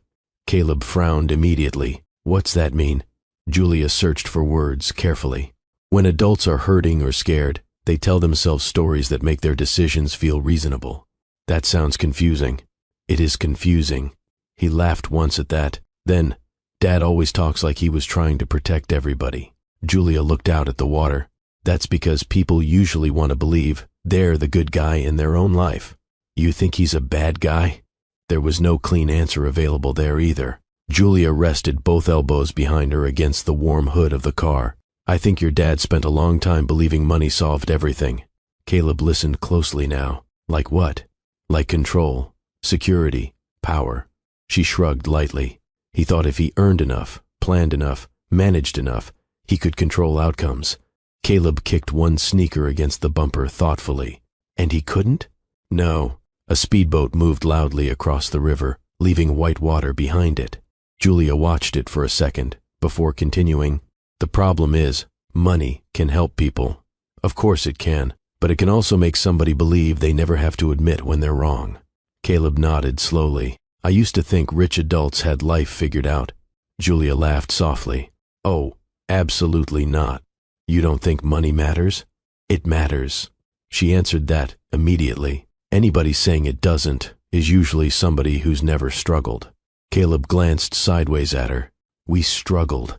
"Yeah. You still scared about money?" Julia smiled a little at how direct teenagers could become once they stopped filtering themselves. "Sometimes, even now, especially now sometimes." He looked surprised by that. Julia folded her napkin smaller between her fingers. "When you lose stability once, your brain remembers it." Caleb was quiet after that, not withdrawn, thinking. Then, "I remember you crying in the bathroom one time." Julia froze briefly. He kept staring toward the river while talking. "I wasn't supposed to hear it." She swallowed carefully. "You were little. I still remember." Of course he did. Children remembered more than adults wanted them to. Julia looked down at her half-melted vanilla cone. "I'm sorry." Caleb frowned. "Why?" "Because you shouldn't have had to carry all that. You carried it." The simplicity of that answer hit harder than she expected. Julia looked over at him again. He wasn't a little boy anymore. Not fully.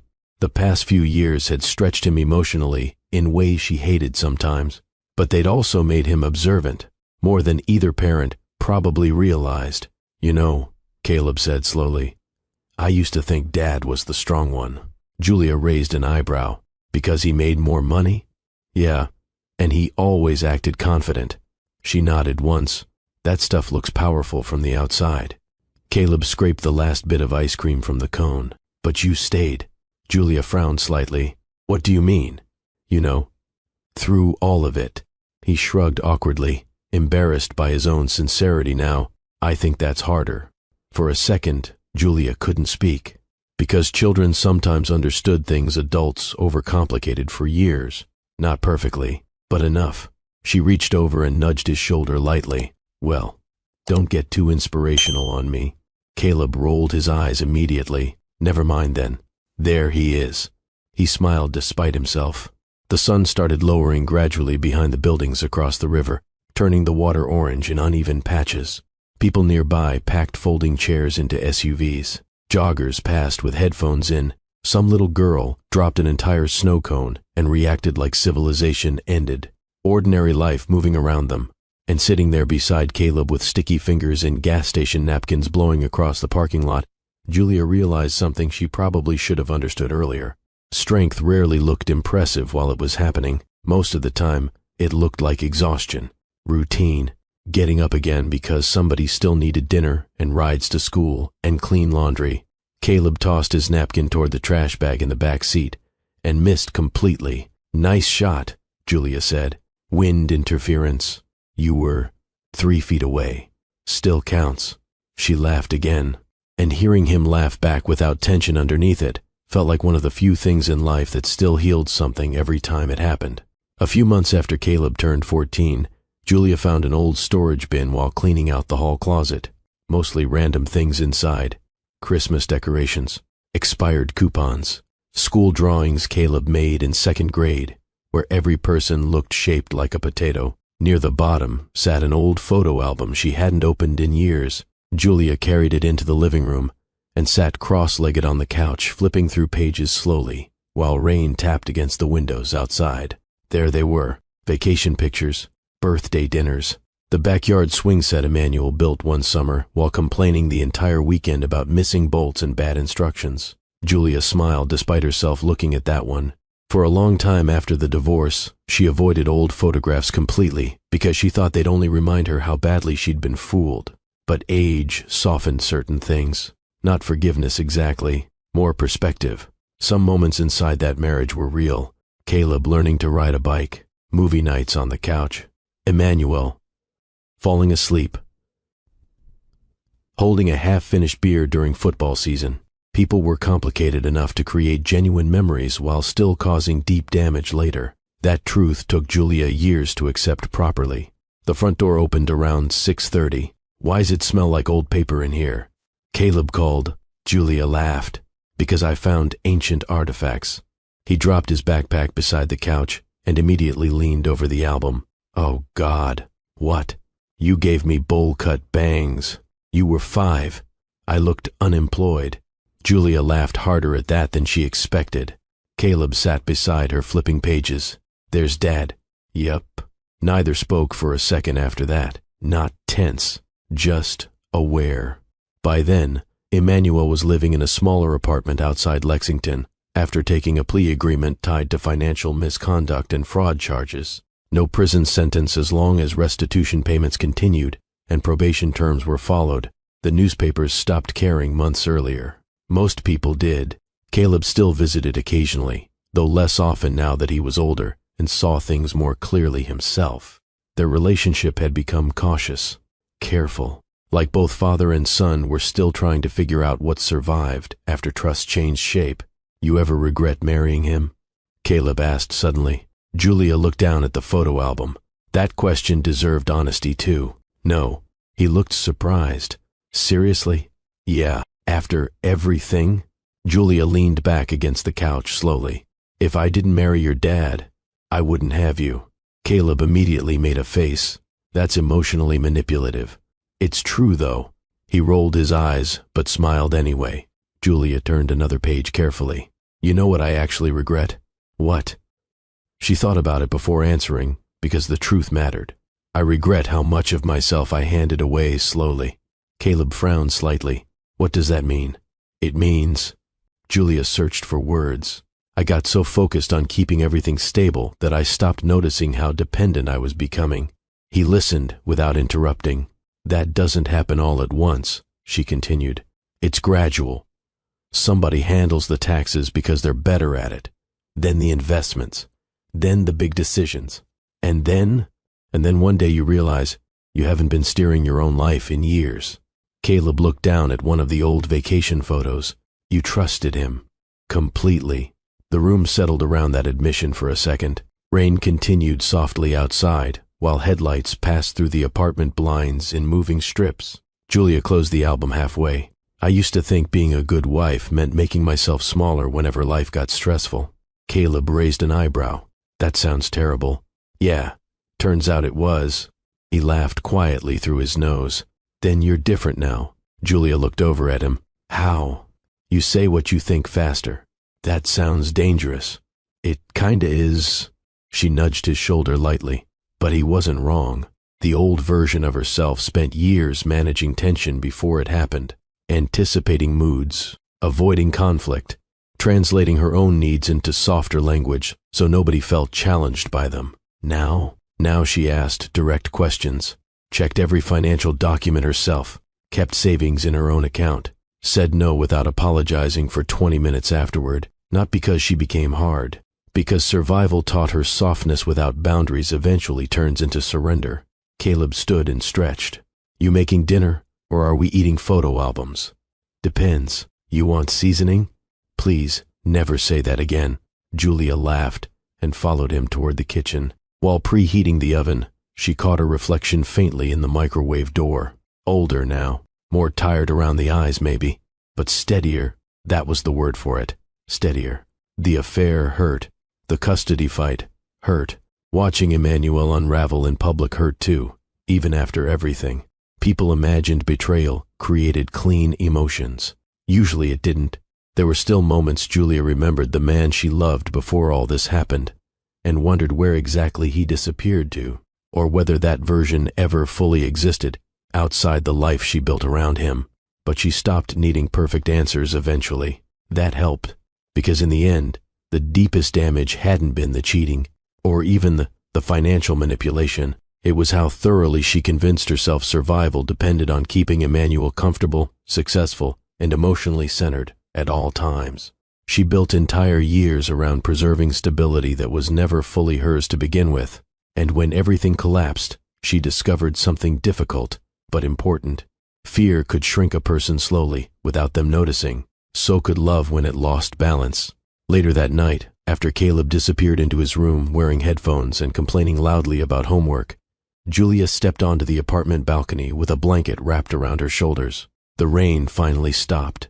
Below, traffic moved steadily through the wet streets while somebody nearby laughed too loudly getting out of a rideshare. Normal life, messy, unimpressive, still moving. Julia leaned against the railing and breathed in cool, damp air. For years she thought strength looked like holding everything together, no matter what it cost her. Now she understood it differently. Strength was telling the truth, once denial became easier. Strength was rebuilding slowly, without turning cruel. Strength was raising a son who still believed honesty mattered after watching adults fail each other badly.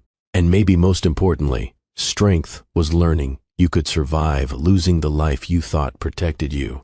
Because the strange thing was, after everything Emmanuel took apart, Julia finally trusted herself more than she ever trusted him, and that ended up mattering more than the marriage ever did.